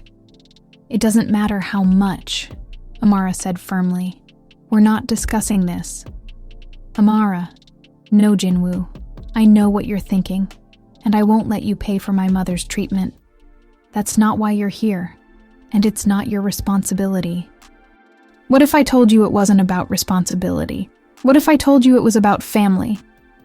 Amara stared at him. We're not family. We could be, if you'll have me. Jin-woo stood up, and in the middle of São Paulo's Hospital das Clínicas cafe, surrounded by worried families and overworked medical staff, he pulled a small velvet box from his jacket pocket and got down on one knee. Amara Santos, he said, his voice carrying clearly through the small space. You taught me that love isn't about choosing between happiness and responsibility. It's about finding someone worth fighting for through both. You showed me who I could be when I stopped being afraid of my own heart. Will you marry me? The ring was simple. A solitaire diamond that caught the fluorescent light and threw it back in tiny rainbows. Jin-woo had bought it in Seoul before leaving, carrying it across 2 continents and 24 hours of travel, because he'd known, somehow, that this moment would come. The cafe had gone completely quiet. Patients, families, medical staff, everyone was watching this strange scene of a well-dressed Asian man proposing to a Brazilian woman over terrible coffee and institutional furniture. Amara looked down at him, tears streaming down her face. You're crazy, she whispered. Completely crazy. Is that a yes? It's a yes to marrying you. It's a no to letting you pay for my mother's treatment. What if I told you the treatment isn't a gift? It's a dowry. What if I told you that in my culture, a man is supposed to take care of his wife's family? Is that true? It is now. Amara laughed through her tears and threw her arms around his neck, knocking them both off balance and sending them tumbling to the floor in a tangle of limbs and joy. The cafe erupted in applause and cheers in 3 different languages. As Jin-woo slipped the ring onto Amara's finger, he realized that he'd spent 34 years thinking he understood what family meant. But family wasn't about blood, or business connections, or social obligations. Family was about choosing to show up for the people you loved, no matter how far you had to travel, or how much you had to sacrifice to get there. And for the first time in his life, Jin-woo felt like he was exactly where he belonged. 3 days after the proposal, Amara insisted on showing Jin-woo the reality of her life beyond the comfortable middle-class neighborhood where her family lived. She led him through increasingly narrow streets until they reached a hillside favela where she'd been doing volunteer design work for a community center. This is important, she said, as they climbed the steep, winding paths between makeshift houses. If you're going to marry me, if you're going to understand who I really am, you need to see this. The favela was unlike anything in Jin-woo's experience, a sprawling community built on impossibly steep terrain. Houses stacked on top of each other like colorful building blocks, electrical wires strung between buildings in chaotic patterns. It should have felt dangerous or depressing, but instead Jin-woo was struck by the sense of community, the way neighbors called to each other from balconies, children played soccer in narrow alleys, and families gathered on front steps to share meals and conversation. How long have you been coming here? He asked. following Amara through the maze of streets. Since I was in university, I started teaching design skills to kids who couldn't afford art supplies. It turned into something bigger. They arrived at a community center that was clearly the heart of the neighborhood, a converted warehouse filled with computers, art supplies, and dozens of children and teenagers working on various projects. The moment Amara walked in, she was surrounded by enthusiastic greetings in rapid Portuguese. "Amara! Você trouxe um namorado coreano!" a teenage girl shouted, pointing at Jinwoo with unabashed curiosity. "English, Anna!" Amara said with mock sternness. "Practice your English!" "You brought the Korean boyfriend," Anna corrected herself, grinning. "He's very tall and very rich-looking." Jinwoo found himself the center of attention as 24 kids peppered him with questions in a mixture of Portuguese and broken English. They wanted to know about Korea, about Seoul's skyscrapers, about K-pop and Korean dramas, about why he'd come to Brazil. "He came because he loves Amara," said a boy who couldn't be more than 10. "Like in the novellas." "Carlos watches too much television," Amara said, ruffling the boy's hair. But he's not wrong. For the next several hours, Jinwoo watched Amara work with the kids, helping them design logos for local businesses, teaching them about color theory and composition, encouraging their creativity with endless patience and enthusiasm. This was Amara in her element, not the polished professional who'd impressed his marketing team, but the teacher, the mentor, the woman who saw potential in every person she met. "She pays for half the supplies here," a woman named Rosa told Jinwoo in accented English. Rosa was the center's director, a former teacher who'd started the program with nothing but determination and community support. "When she went to Korea, we thought we'd lost her forever. When she came back, she was different, sadder, but she never stopped helping." Different how? Before Korea, Amara talked about traveling the world, building an international career, making a name for herself. After Korea, she just worked. 3 jobs, long hours, no time for dreams. We worried about her. Jinwoo watched Amara helping Carlos design a poster, her face animated with the kind of joy he remembered from their early days in Seoul. What changed her mind about international work? "You did," Rosa said simply. "After you left Korea, she said her heart was in 2 places at once, and she couldn't figure out how to live like that." The conversation was interrupted by Anna, who approached with a portfolio clutched against her chest. "Amara said you're a businessman in Korea," she said to Jinwoo in careful English. "That's right." "Could you look at my designs? I want to study graphic design like Amara, but my family says it's not practical." Anna's portfolio was remarkable. Bold, colorful designs that captured the energy of the favela with sophisticated technique. Her talent was obvious, but Jinwoo could also see the limitations imposed by lack of resources and formal training. "These are exceptional," he told her honestly. "Have you applied to universities?" "Universities are expensive. My mother works 2 jobs just to keep us in this house." Jinwoo looked around the community center, seeing dozens of talented kids whose potential was constrained by circumstances beyond their control.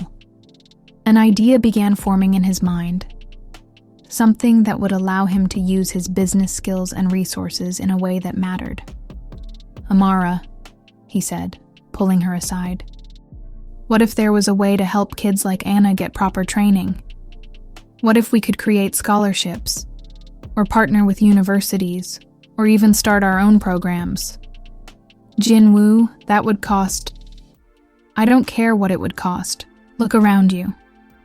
Look at what these kids could accomplish with the right opportunities. Look at what you're already accomplishing here with almost no resources."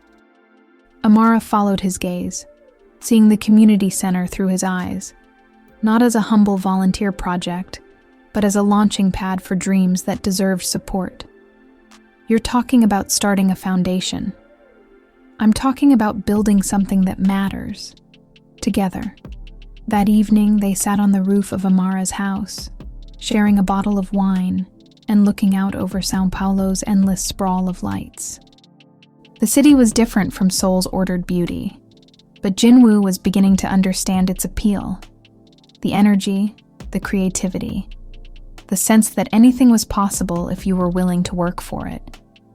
"Tell me about your father," Jinwoo said suddenly. "My father? Why?" "Today, watching you with those kids, I saw something familiar. The way you teach, the patience you have, the way you see potential in everyone. It reminded me of something, but I couldn't figure out what." Amara was quiet for a long moment, swirling wine in her glass. "My father used to say that design wasn't about making pretty pictures. It was about solving problems, about making people's lives better in small ways. He said the most important thing a designer could do was help people tell their own stories. That's what you're doing at the community center. That's what I'm trying to do everywhere. It's why I was so excited about working with Park Industries. I thought we could tell better stories about business, about purpose beyond profit." Jinwoo reached for her hand. "What if we still could?" "What do you mean?" "What if Park Industries didn't just do business in Korea? What if we expanded into Brazil, into community development, into programs that actually made a difference in people's lives? What if we built something that honored both of our fathers' legacies?" Amara stared at him. "You're talking about completely changing your company's focus. I'm talking about evolving it, growing it into something bigger than quarterly earnings and stock prices. Something that would make those kids in the favela see business as a force for good instead of just another system that ignores them. Your mother would never approve." Jinwoo pulled out his phone and showed Amara a series of text messages he'd received throughout the day. "Actually, she's been very supportive. Look." The texts were from Young Suk, filled with questions about Brazilian business law, requests for photos of the community center, and expressions of genuine interest in Jinwoo's foundation idea. The final message read, "Your father would be proud. Build something worthy of the woman you love." "She's really changed," Amara said, scrolling through the messages. "People change when they realize what they're about to lose. My mother spent 40 years regretting choosing duty over love. She doesn't want me to spend 40 years regretting the opposite choice." They sat in comfortable silence, watching the city lights twinkle below them. Jinwoo realized that for the first time in his life, he wasn't planning 5 years ahead, wasn't calculating risks and returns. He was simply present in this moment, with this woman, building something that felt more like destiny than strategy. "So," Amara said finally, "we're going to revolutionize international business from a favela in São Paulo. We're going to start here and see how far love can take us." But even as Jinwoo spoke the words, his phone buzzed with an urgent call from Seoul, a call that would threaten to destroy everything they were building before they'd even had the chance to begin.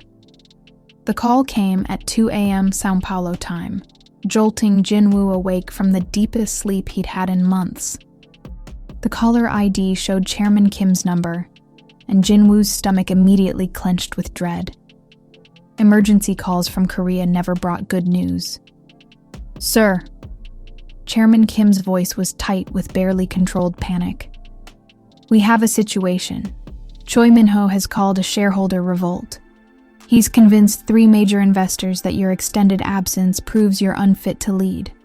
They're demanding an immediate board vote to remove you permanently." Jinwoo sat up in bed, his mind instantly shifting into crisis mode. What's his evidence?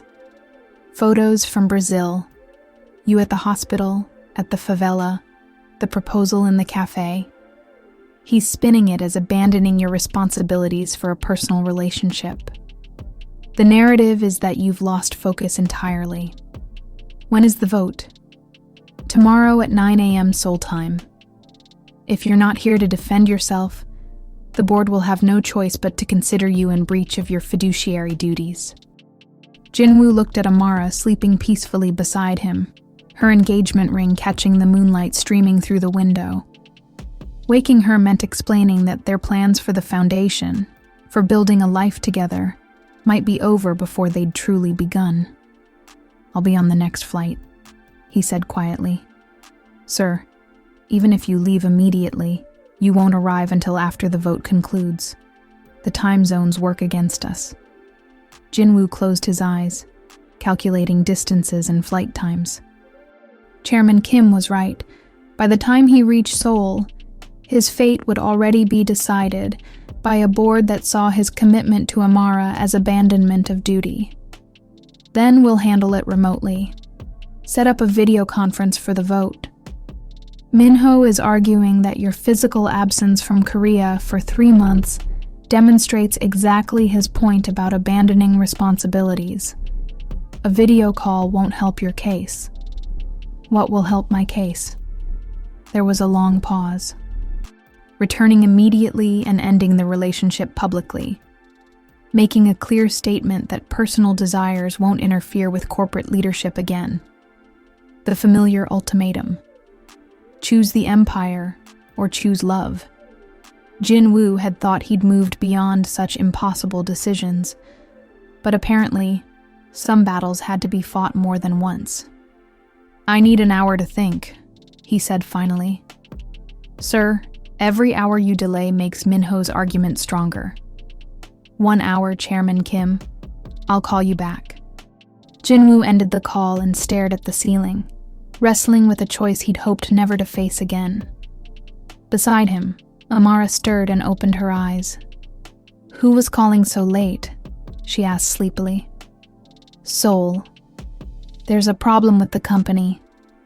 Amara immediately sat up, fully alert. "What kind of problem?" Jinwoo explained the situation, watching her expression shift from confusion to understanding to heartbreak. By the time he finished, tears were streaming down her cheeks. "You have to go," she said quietly. "Amara, you have to go. And you have to end this. Us. Publicly, like they want." "I won't do that." "Jinwoo, look at me." She turned to face him directly, her voice steady despite the tears. "That company employs thousands of people. It supports their families, their dreams, their futures. You can't let it be destroyed because of me. It won't be destroyed. Minho just wants control. And what if he gets it? What if he runs it into the ground trying to prove he's better than you? What if all those people lose their jobs because you chose love over responsibility? What if I choose responsibility over love and spend the rest of my life regretting it? Then you'll be like your mother was," Amara said softly. "And maybe that's not the worst thing. Maybe sometimes the people we love most are the ones we have to let go to protect them." They sat in silence as the weight of impossible choices settled around them. Outside, São Paulo was beginning to stir. Early morning vendors setting up stalls, buses starting their routes, the city coming alive with the energy that had captivated Jinwoo since his arrival. "There might be another way," Jinwoo said suddenly. "What way? What if I don't just defend myself to the board? What if I go on the offensive? What if I expose Minho's real motivations, his attempts to sabotage the company for personal gain? What evidence do you have?" "Enough. The leaked photos, the coordinated media campaign, the suspiciously well-timed shareholder revolt. Minho's been planning this for months." Amara looked hopeful for the first time since the phone call. "Could that work?" "Maybe. But it means fighting dirty. And I've never been good at that kind of corporate warfare." "Then it's time to learn." They spent the next 3 hours preparing for battle. Jinwoo called his most trusted allies on the board. Amara helped him craft a presentation that told their story honestly while exposing Minho's manipulations. and together they built a strategy that had nothing to do with choosing between love and duty. Instead, they chose to fight for both. As dawn broke over São Paulo, Jinwoo prepared for the most important video conference of his life, one that would determine not just his corporate future, but whether love could survive in a world that demanded impossible sacrifices from those brave enough to pursue it. "Whatever happens," Amara said, helping him adjust his tie via their laptop camera, "I want you to know that loving you has been the greatest adventure of my life." "Past tense?" Jinwoo asked with a slight smile. "Present continuous tense," she corrected, returning his smile. "Loving you is the greatest adventure of my life, and if we lose everything fighting for it, at least we'll lose it together." As Soul connected to the video call that would decide their fate, Jinwoo realized that sometimes the biggest risk wasn't choosing between love and responsibility. Sometimes the biggest risk was daring to believe you could have both. The Park Industries boardroom had never felt more like a gladiatorial arena. Jinwoo's image filled the large screen at the head of the table, broadcasting from Amara's family's modest living room in São Paulo. The contrast was intentional and symbolic. The CEO who had supposedly abandoned his luxury lifestyle for love, defending himself from 10,000 miles away. Choi Min-ho sat at the opposite end of the table from the screen, his confident smile betraying his certainty of victory. He'd spent weeks building his case, and the evidence seemed damning. Jinwoo's extended absence, the public relationship with a foreign woman, the apparent prioritization of personal desires over corporate responsibilities. "Ladies and gentlemen," Chairman Kim began formally, "we're here to address concerns about CEO Park Jin-woo's recent conduct and its impact on company performance and reputation." "Before we begin," Jin-woo's voice came clearly through the speakers, "I'd like to present new information that I believe is relevant to these proceedings." Min-ho's smile faltered slightly.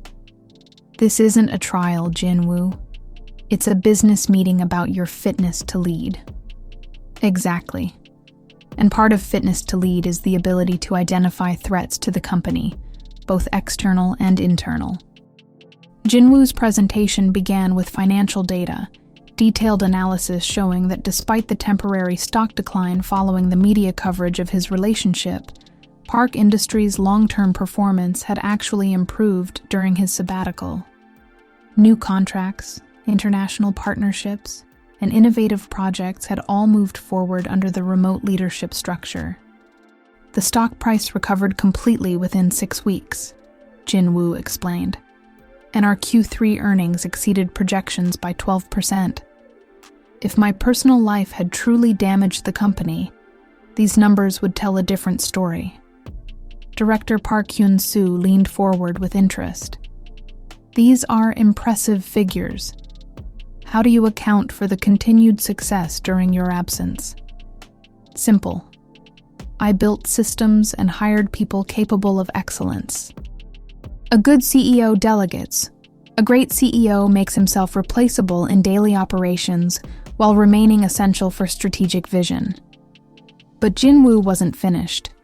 The next slide showed phone records, financial transactions, and a timeline that painted a very different picture of recent events.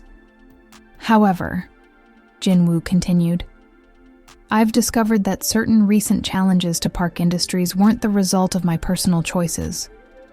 They were the result of deliberate sabotage." The room went completely silent.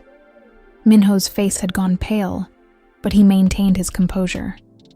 "That's a serious accusation," Chairman Kim said carefully. "It is, and I have serious evidence."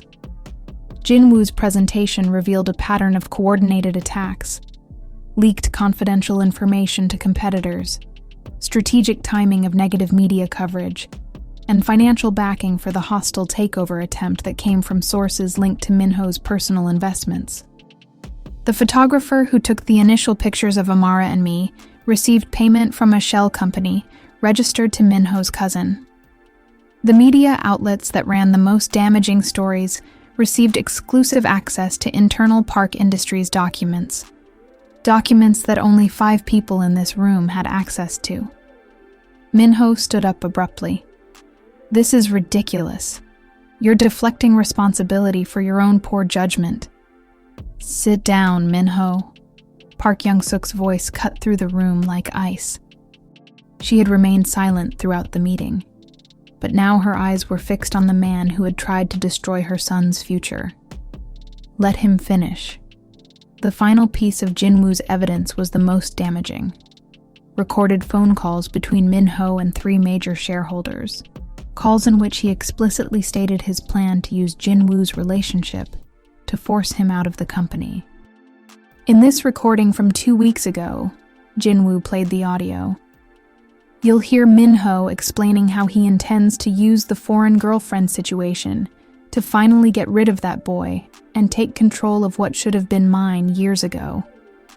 Minho's voice filled the boardroom, clear and unmistakable. The Brazilian woman is perfect. She gives us everything we need to paint Jinwoo as emotionally compromised and unfit for leadership. By the time I'm finished, the board will beg me to take over. The silence following the recording was deafening. Minho looked like a trapped animal, his carefully constructed facade crumbling in real time. "Where did you get this recording?" he demanded.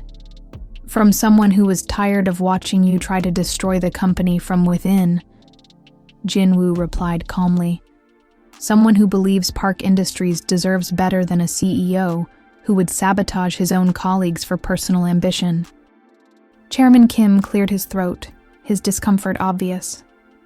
"Minho, do you have a response to these accusations?"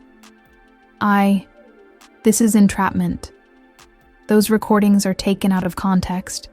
The context," Young-suk interrupted, "is that you've been systematically undermining my son and this company for your own gain. The question now is whether we press charges for corporate espionage or simply accept your resignation." The vote that followed wasn't even close. Minho was removed from the board unanimously, and Jinwoo's position as CEO was reconfirmed with full support for his remote leadership arrangement. But as the meeting concluded, Jinwoo realized that winning this battle meant very little if he lost the war for his personal happiness. Through the screen, he could see Amara in the background of his video feed, and her expression was one of quiet devastation. After the board members disconnected, Young-suk remained on the call. "Well done, my son. Your father would have been proud of how you handled that." "Would he have been proud of the cost?" Jinwoo asked. "What cost?" "Look behind me, Amioni.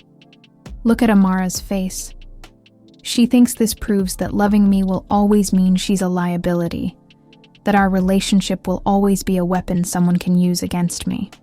Young-suk studied Amara's image on her screen, the woman who had been brave enough to walk away once to protect Jinwoo, who looked ready to do it again. "Then prove her wrong," Young-suk said simply. "You've won the boardroom. Now win her heart back." "How?" "The same way your father won mine, even after my parents forced us apart. Show her that love isn't a liability. It's the only thing that makes power worth having." As the call ended, Jinwoo turned to face Amara, who was sitting quietly on the sofa, her hands folded in her lap. "We won," he said. "You won," she corrected. "And you won by proving that I'm exactly what your enemies said I was. A distraction, a weakness they could exploit." "Amara, that's not—" "It is, Jinwoo. And the next time someone wants to hurt you, they'll come for me again. They'll come for us." "Is that really the life you want?" Jinwoo knelt in front of her, taking her hands in his. "It's the only life I want, but only if you're brave enough to want it too." The question hung between them like a bridge waiting to be crossed. Would love be strong enough to survive in a world that saw it as a vulnerability rather than a strength? The answer would determine not just their future, but whether two people from different worlds could build something stronger than the forces trying to tear them apart. 2 days after the board meeting victory, Jin-woo sat in the Santos family's small garden, watching Kyungrae Soh tend to her plants despite her illness. The chemotherapy had made her weak, but she insisted on maintaining her small patch of green life in their concrete world. "She does this every morning," Amara said, joining him on the wooden bench her father had built years ago. "They do need her. Just like you need me, and I need you." Amara had been distant since the board meeting, withdrawing into the protective shell she'd built around her heart. Jin-woo understood. She'd watched him fight a corporate war where their love was used as ammunition, and she couldn't unsee that reality. "Jin-woo," she said quietly, "I've been thinking about what happened in Seoul. And I think we need to be realistic about what this means. You defeated Minho this time, but there will be other Minhos. Other people who see our relationship as your weakness. Other battles where loving me becomes a liability." Jin-woo turned to face her directly. "So what are you suggesting?" "I'm suggesting that maybe we should end this before it gets worse. Before someone finds a way to use our love against you that you can't defend against. You want to give up? I want to protect you. From what? From being happy? From having someone who loves me enough to walk away if she thinks it's best for me?" Tears gathered in Amara's eyes. "From losing everything that matters to you. Amara, look at me." Jin-woo waited until she met his gaze. "You are everything that matters to me. The company, the money, the reputation. They're just tools. But you're the reason I want to use those tools to build something meaningful. But if I'm constantly a target, then we deal with it together. We get better security, better lawyers, better strategies. We don't surrender to people who want to use love as a weapon." Before Amara could respond, Tiago appeared in the garden doorway with Jin-woo's phone in his hand. "It's your mother," he said. "She says it's important." Young-suk's face appeared on the screen, but she wasn't calling from her office. She was sitting in what looked like a hotel room, and her expression was serious but not alarmed. "Jin-woo, I'm in São Paulo." "What? Where?" "I landed an hour ago. I'm at the Copacabana Palace. We need to talk, all three of us. You, me, and Amara. Can you come?" 2 hours later, they sat in the elegant lobby of one of South America's most prestigious hotels, an unlikely trio navigating cultural and emotional territory that none of them had ever explored before. "Miss Santos," Young-suk began in carefully pronounced English, "I owe you an apology." Amara looked startled. "Mrs. Park, you don't—" "I do. When I offered you money to leave my son, I was acting out of fear. Fear that he would make the same mistakes I made, that he would choose passion over pragmatism and regret it later.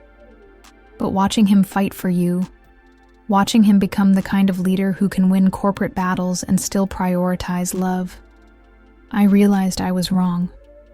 "About what?" "About thinking that love and success are mutually exclusive. Your relationship doesn't make Jin-woo weak. It makes him stronger. It gives him something worth fighting for beyond just maintaining what already exists."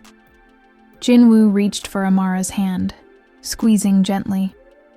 "Aomioni, what are you really saying?" "I'm saying that I want you to come home to Seoul. Both of you. Together. But the media attention, the corporate politics, will be managed. I've spent the last 2 days meeting with our public relations team, our legal department, and our board of directors. We're prepared to announce Park Industries' expansion into Brazil, with Amara as our Director of International Community Development." Amara stared at her. "What?" "The foundation you and Jin-woo discussed. We're making it real. a $50 million commitment over 5 years to education and development programs throughout Latin America, starting with the favela where you volunteer. You're offering me a job? I'm offering you a partnership. Park Industries needs someone who understands how to build bridges between cultures, how to make corporate resources serve community needs. Someone who can help us become the kind of company that creates value beyond just profit margins. Jin-woo felt something shift in his chest, the same feeling he'd had in the hospital cafe when Amara accepted his proposal, the sense that impossible things were suddenly becoming inevitable. There's more, Young-suk continued. I've also arranged for your mother's treatment, the experimental therapy in Rio, plus the best oncology team in South America. Park Industries' medical insurance will cover everything. Amara's composure finally cracked completely. She buried her face in her hands and sobbed, not with sadness, but with overwhelming relief and gratitude. Why? She asked through her tears. Why are you doing this? Because 40 years ago, I was forced to choose between love and family duty. I chose duty, and I spent 4 decades wondering if I made the right decision. When I saw my son willing to give up everything for you, I realized the answer. Duty without love is just sophisticated slavery. But love with purpose, love that builds something beautiful, that's what makes life worth living. Young-suk reached into her purse and pulled out an old photograph, the same one Jin-woo had seen in her office, showing her with the pianist she'd never married. This is Park Jae-min, she said to Amara. The man I should have fought for. He died last year, alone, successful, but alone. I don't want Jin-woo to wonder for 40 years whether he chose correctly. I want him to know he chose love and found a way to make it work. They sat in the elegant hotel lobby.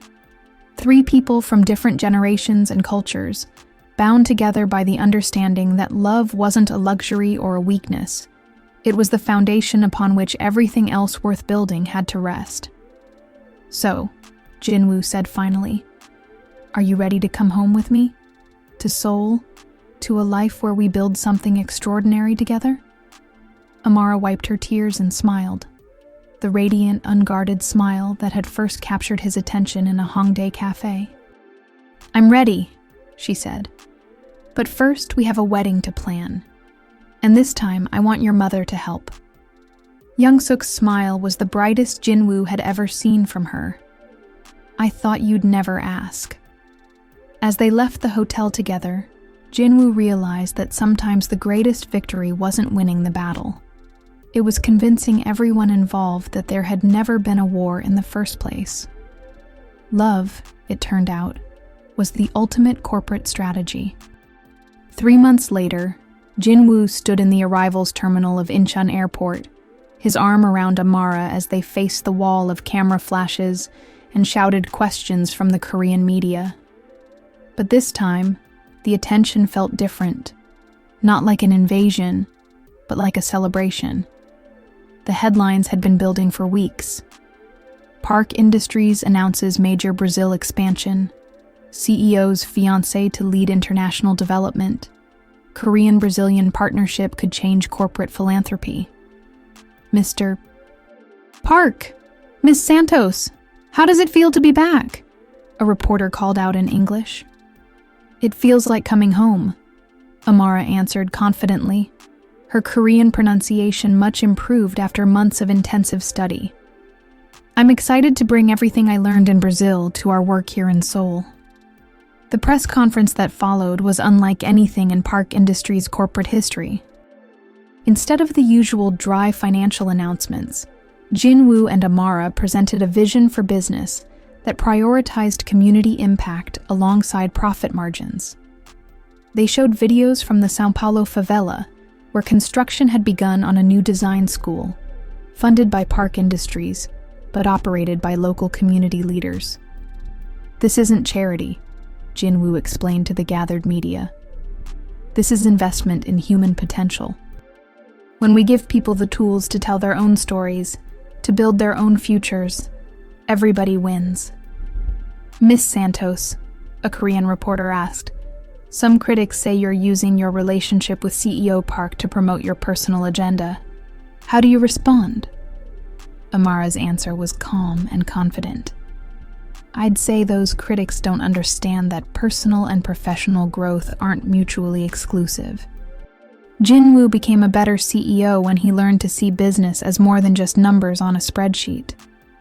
I became a better designer when I learned to think globally while acting locally. Our relationship didn't compromise our professional judgment, it enhanced it. Back at the Park Industries building, the transformation was visible immediately. The sterile corporate art had been replaced with pieces from Brazilian and Korean artists, creating visual bridges between cultures.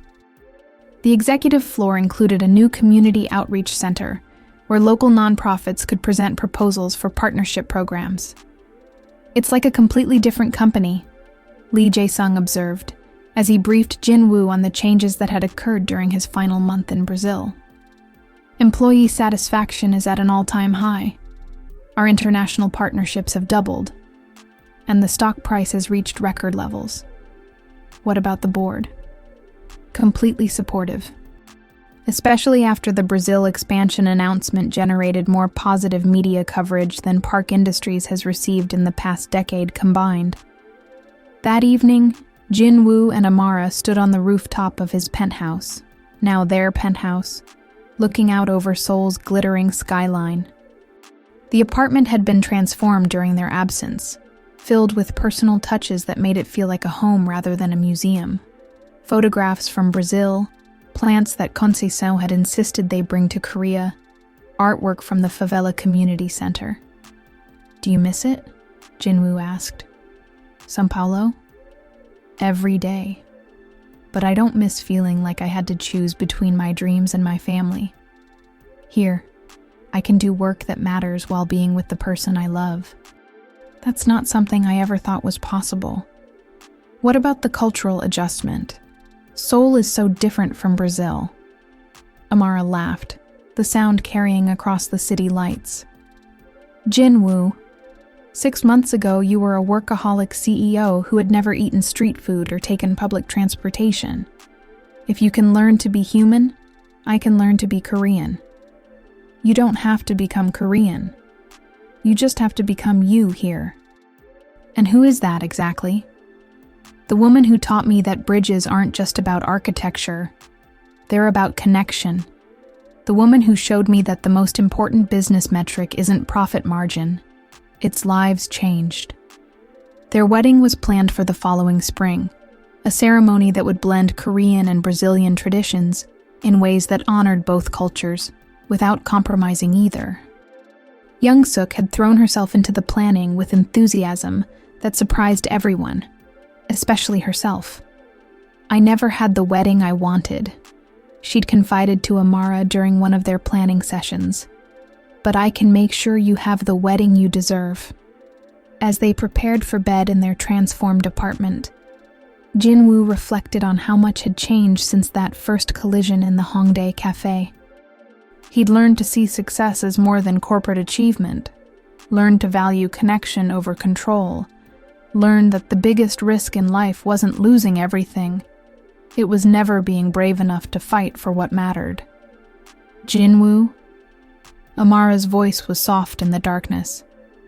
Yes? Are you happy?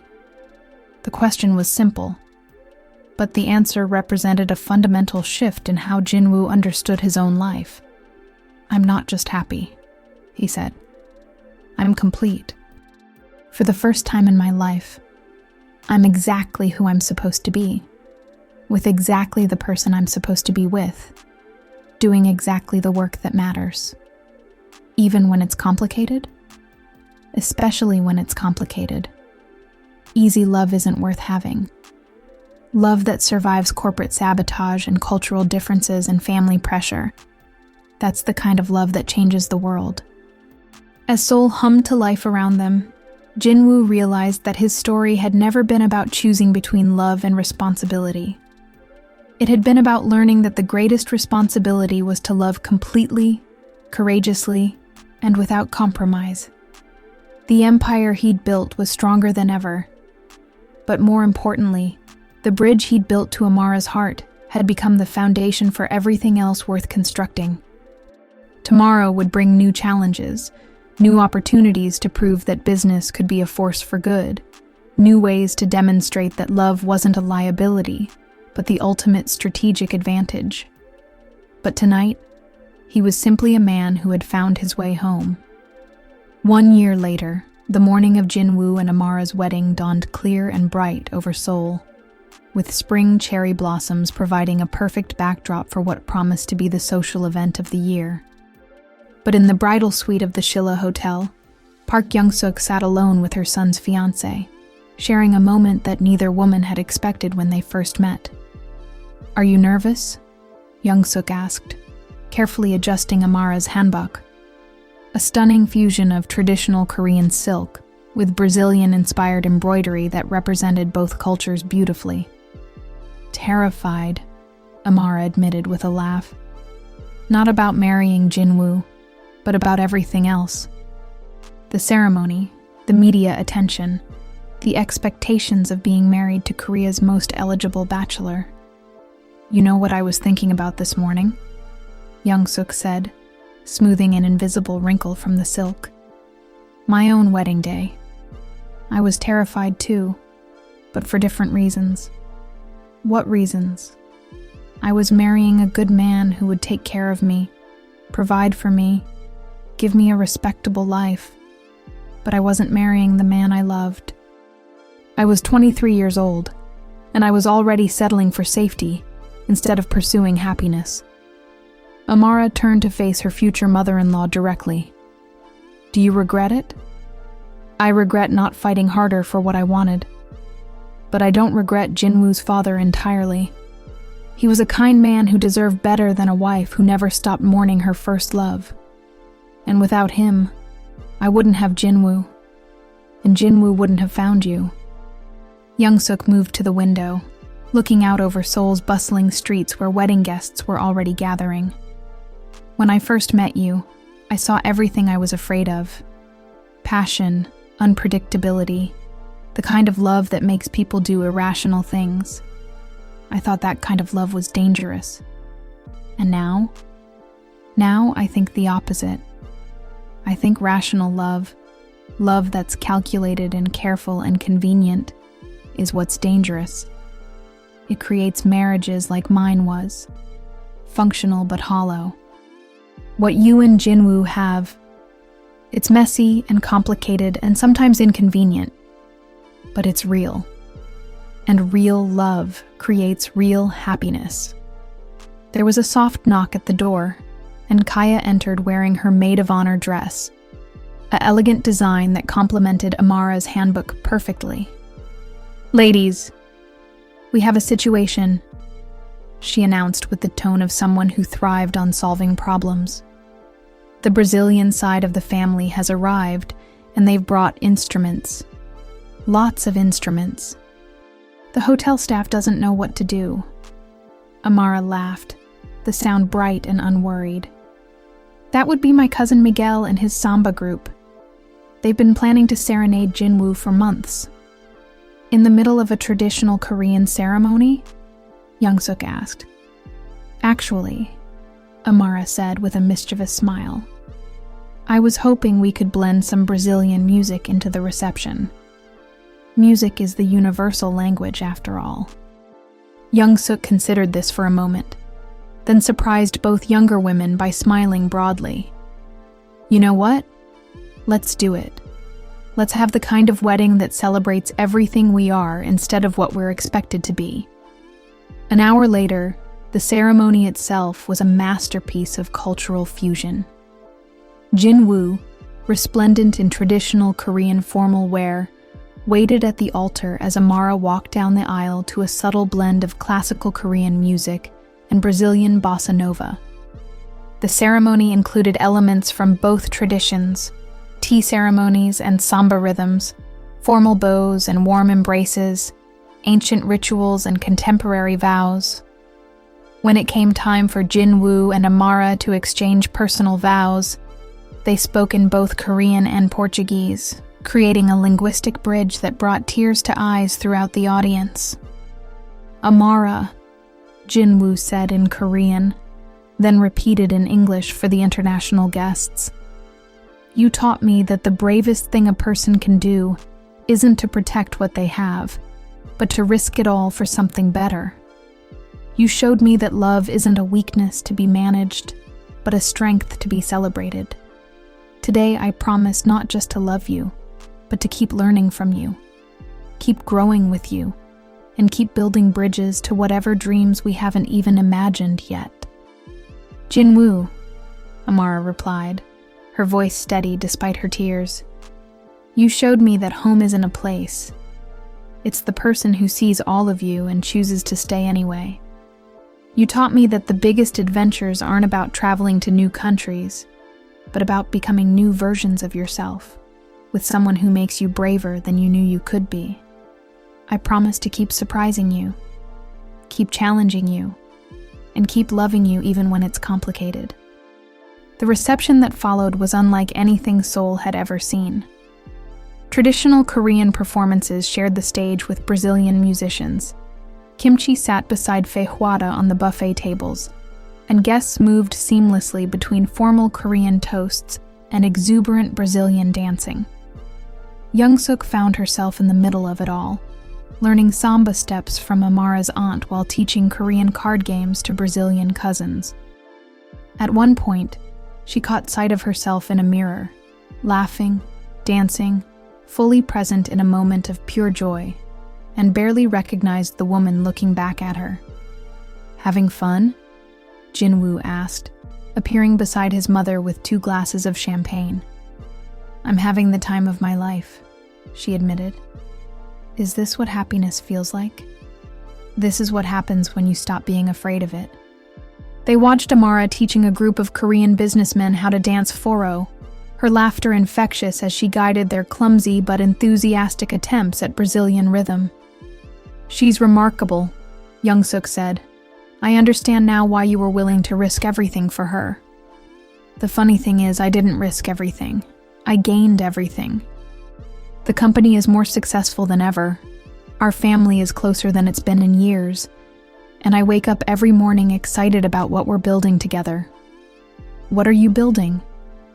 "A life that matters, a business that serves people instead of just using them, a love that makes both of us better than we could have been alone." As the evening wound down, Young-suk stood with the newlyweds on the hotel's garden terrace, looking out over the city lights of Seoul. The wedding had been a perfect metaphor for what Jinwoo and Amara had accomplished, taking 2 different worlds and creating something beautiful from their combination. "I have a confession to make," Young-suk said to both of them. "When I first offered you money to leave Amara, it wasn't just about protecting Jinwoo from making a mistake. It was about protecting myself from having to admit that I had made one." "What mistake?" Amara asked gently. "The mistake of choosing fear over love, safety over adventure, what other people expected over what my heart wanted. Watching you 2 fight for each other forced me to confront 40 years of wondering what if. It's not too late, you know," Jinwoo said quietly, "to stop wondering what if and start asking what now." Young-suk smiled, and for the first time in decades, it was a smile full of possibility rather than resignation. "You're right. Maybe it's time for this old woman to take some lessons in being brave." As fireworks lit up the Seoul sky, a surprise finale arranged by Tiago and executed with typically Brazilian flair, the 3 of them stood together, no longer divided by cultural differences or generational expectations, but united by the understanding that love wasn't something to be managed or contained. It was something to be celebrated, protected, and allowed to grow into whatever beautiful, complicated, extraordinary form it chose to take. The Park dynasty would continue, but it would be transformed, not by abandoning its values, but by expanding them to include the radical idea that business could be personal, success could be shared, and love could be the foundation for everything worth building. As Jinwoo kissed his new wife under the Seoul stars, surrounded by family and friends from 2 continents, he realized that some bridges weren't built to connect different places. They were built to connect different possibilities for what life could be. 6 months after the wedding, Park Industries was preparing to announce its most ambitious project yet, a global network of community development centers that would replicate the success of the São Paulo program in 12 cities across 3 continents. The press conference was scheduled for 2 p.m. Seoul time, with simultaneous broadcasts to major media markets worldwide. But an hour before the announcement, Jinwoo received a call that threatened to overshadow everything they had worked to build. "Sir," Lee Jae-sung's voice was tight with concern. "We have a problem. Someone has leaked the financial details of your mother's medical insurance coverage for Mrs. Santos. The story is spinning it as nepotism, as you using company resources for personal benefits." Jinwoo felt the familiar tightness in his chest. Not anxiety this time, but anger. "Who leaked it?" "We're still investigating, but the damage is immediate. 3 board members are asking for an emergency meeting, and the financial press is questioning whether this violates corporate governance standards." "What's the actual financial impact?" "Minimal. Mrs. Santos's treatment costs represent less than 0.01% of our annual budget, and it's completely legal under our executive family benefit policies. But perception-wise, it looks like I'm using shareholders' money to take care of my wife's family." Jinwoo looked across their home office where Amara was reviewing presentation materials for the press conference, her face focused and excited about announcing the global expansion of their community development program. She had no idea that their life was once again under attack. "Jae-sung, who's driving this story?" The initial leak came from Business Daily Korea, but it's being picked up internationally. The reporter is Kim Min-jun. He's known for aggressive coverage of corporate governance issues. "Set up a call with Kim Min-jun in 30 minutes. I want to talk to him directly." "Sir, that's highly unusual. Maybe we should go through our PR department." "No. If someone wants to question my integrity, they can do it to my face." 25 minutes later, Jinwoo was on a video call with Kim Min-jun, a sharp-eyed reporter in his 40s, with a reputation for taking down CEOs who bent ethical rules. "Mr. Park, thank you for agreeing to speak with me directly. As you know, I'm investigating whether Park Industries' payment for your mother-in-law's medical treatment represents an inappropriate use of corporate funds. Mr. Kim, I appreciate your diligence in investigating corporate governance. It's important work. But I think you're missing the bigger story here. Which is that corporate family benefit policies exist precisely to support executives' families during medical crises. My mother-in-law's treatment is covered under the same policy that would cover any board member's spouse or parent. The only difference is that she's Brazilian rather than Korean. But the timing seems convenient, approving these benefits just months before your marriage to her daughter. The timing, Jinwoo said carefully, reflects the reality that serious illness doesn't wait for convenient corporate calendar schedules. But Mr. Kim, let me ask you something. If I were married to a Korean woman whose mother needed expensive medical treatment, would we be having this conversation? The reporter paused, clearly considering the question. Probably not. Then what we're really discussing isn't corporate governance. It's whether Korean companies should support their executives' international families with the same policies they apply to domestic families. That's an interesting perspective. It's the only perspective that makes sense in a global business environment. Mr. Kim, in 2 hours I'm announcing Park Industries' expansion into 12 international markets.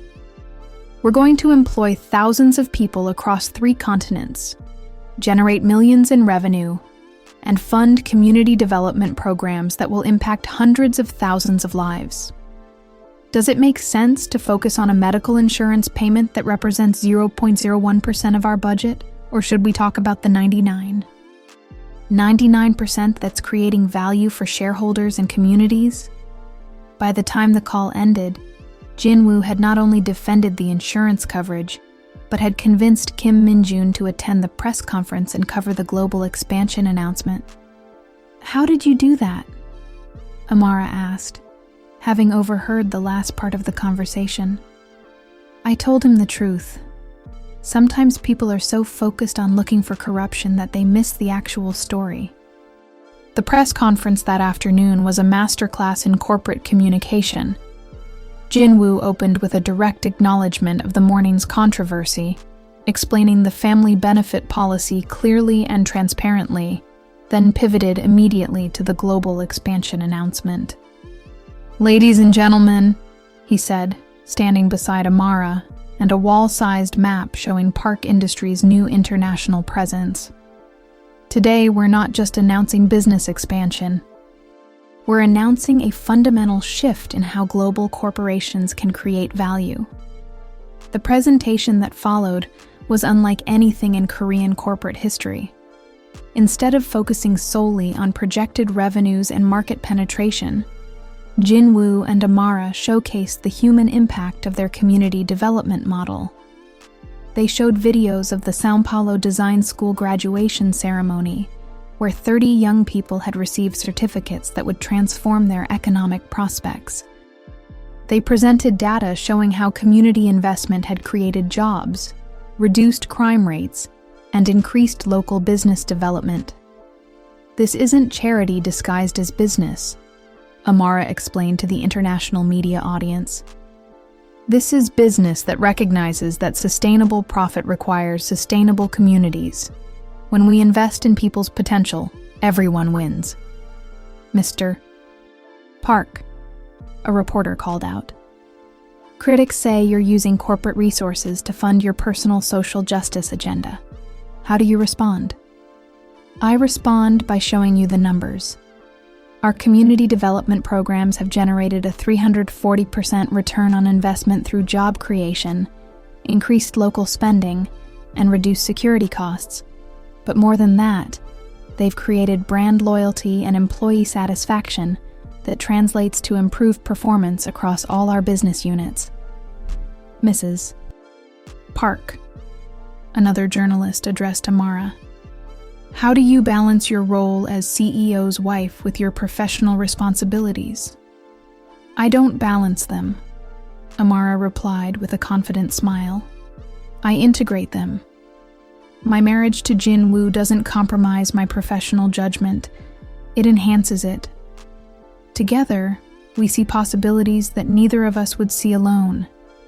That's not a conflict of interest. That's a competitive advantage."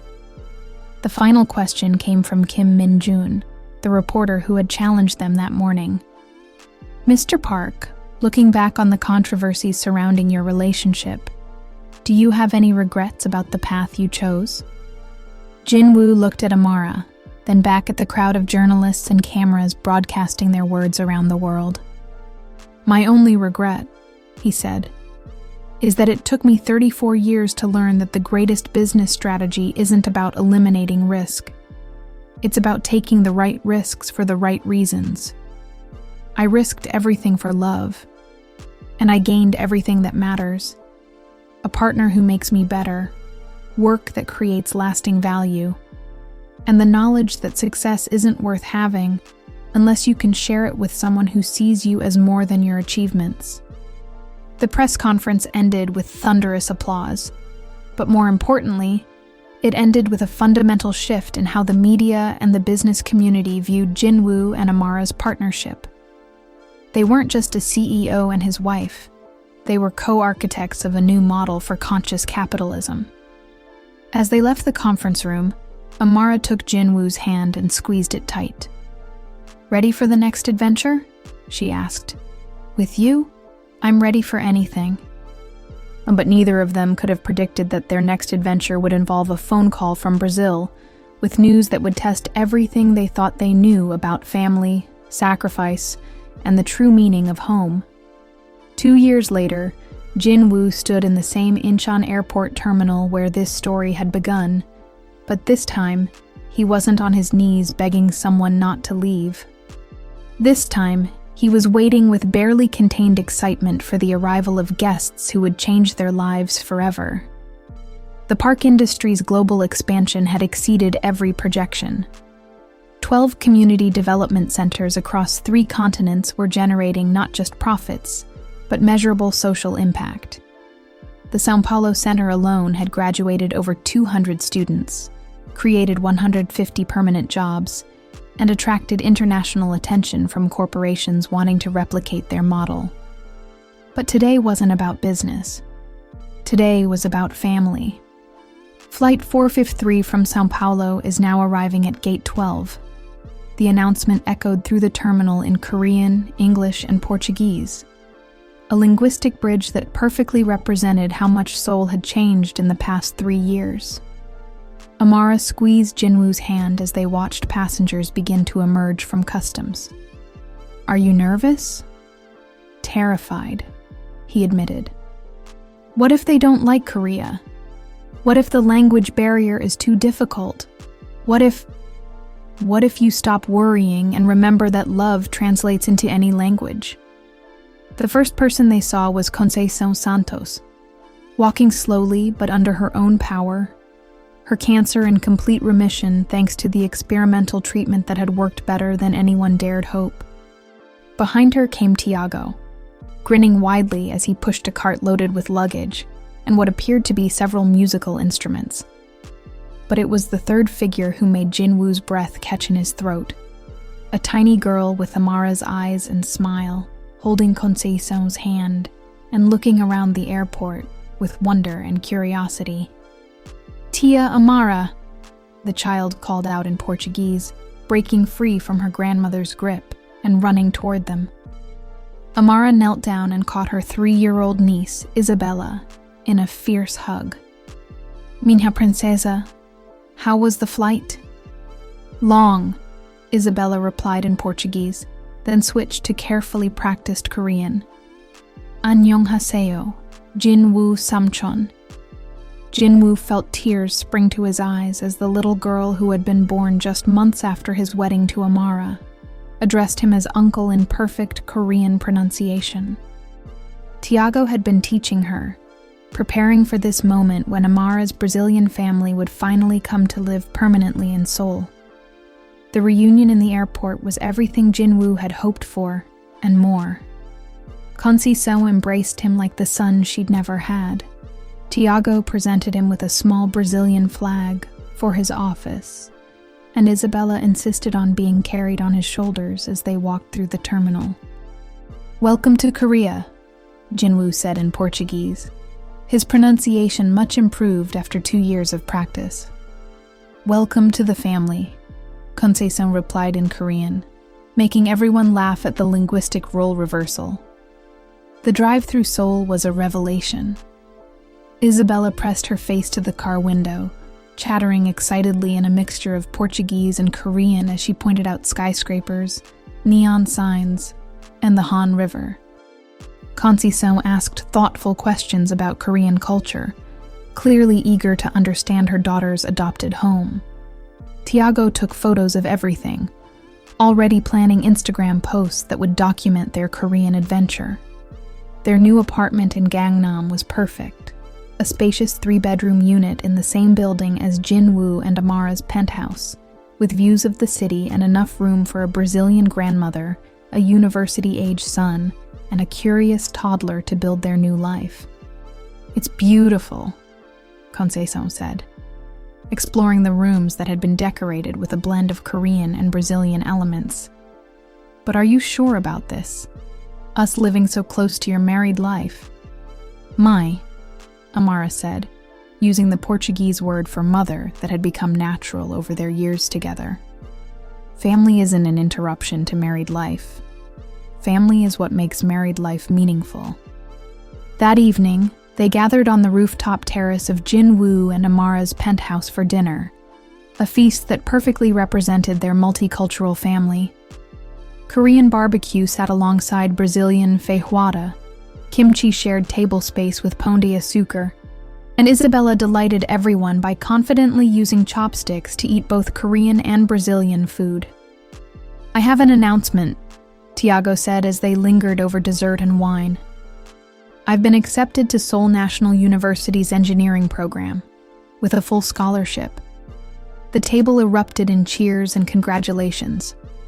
Tiago's acceptance to Korea's most prestigious university represented not just personal achievement, but the success of the educational programs that Park Industries had been funding. "I'm proud of you," Jinwoo told his brother-in-law. "But I'm not surprised. You've worked incredibly hard for this."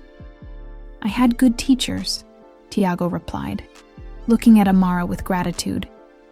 "And good examples of what's possible when you're brave enough to chase your dreams across continents."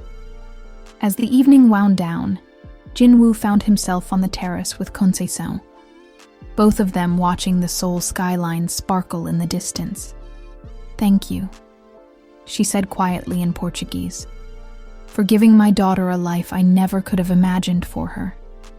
Thank you for raising a daughter who taught me what life could be," Jinwoo replied in the same language. "Kyungrae Soh, I want you to know that bringing you here isn't charity or obligation. You're not guests in our life. You're the foundation of our family." Even when Isabella wakes up at 5 a.m. singing Brazilian songs at the top of her lungs, Jinwoo laughed. "Especially then. This penthouse has been too quiet for too long."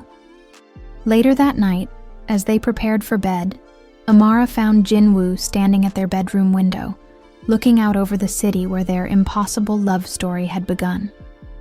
"What are you thinking about?"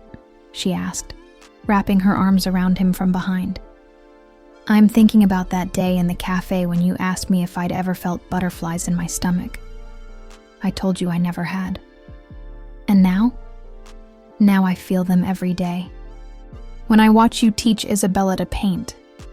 When I see your mother laughing at Korean dramas she doesn't understand.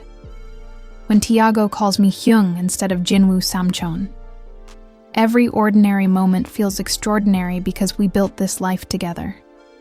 Amara turned him around to face her. "Jinwoo, do you remember what you asked me on our first date? You asked me what I wanted from life. Adventure, challenge, the chance to fall in love with something new. I got all of that. But I got something I didn't even know I wanted. I got home. Not a place, but a person. Not just a person, but a whole family that spans 2 continents and 3 languages and creates beauty everywhere we go." They kissed softly, a kiss that tasted like wine and promises and the comfortable intimacy of 2 people who had fought for their love and won. "So what's next?" Jinwoo asked. "What's our next impossible dream?" "Well," Amara said with a mischievous smile, "Isabella has been asking when she's going to get a Korean cousin to play with." "A cousin? Or a little brother? Or sister?" She's not picky about the details, but she's very clear about wanting more kids in the family. Jinwoo felt his heart skip a beat. "Are you saying what I think you're saying?" "I'm saying that love isn't just about 2 people finding each other. It's about creating something bigger than either of you could be alone.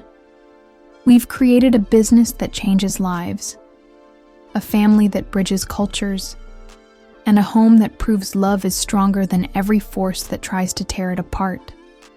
And now we keep building. We add to this beautiful, complicated, extraordinary family we've created. We raise children who speak 3 languages and understand that the world is bigger than any one culture or country. We build a legacy that's about more than corporate profits. It's about proving that love, when it's real and brave and committed, can transform everything it touches." As they fell asleep that night, surrounded by the sounds of their extended family settling into their Korean home, Isabella's sleepy singing from down the hall, Kyungrae Soh's quiet prayers in Portuguese, Tiago's late-night phone call with friends from Brazil. Jinwoo realized that his story had never been about choosing between love and responsibility. It had been about discovering that the deepest responsibility was to love completely, to build bridges instead of walls, and to create something beautiful enough to justify all the risks they'd taken to get there. 3 years ago, he'd been a man who measured success in stock prices and quarterly projections. Now he was a man who measured it in languages learned, lives changed, and the laughter of a little girl who called him uncle in Korean, and taught him that the most important business metric was how many people you could love without compromising who you were. The empire Park Jinwoo had inherited was stronger than ever. But the family he'd chosen to build with Amara Santos was his true masterpiece, a testament to the revolutionary idea that love wasn't a liability to be managed, but the foundation upon which everything worthwhile had to be constructed. As Seoul hummed to life around them, carrying the dreams of millions of people in dozens of languages, Jinwoo held his wife close and smiled at the future they were creating together, one impossible dream at a time. Some bridges, he had learned, weren't built to connect places. They were built to connect hearts. And the bridge he'd built to Amara's heart had become the pathway to a life more extraordinary than anything he'd ever dared to imagine possible. Forever, finally, was exactly where they belonged.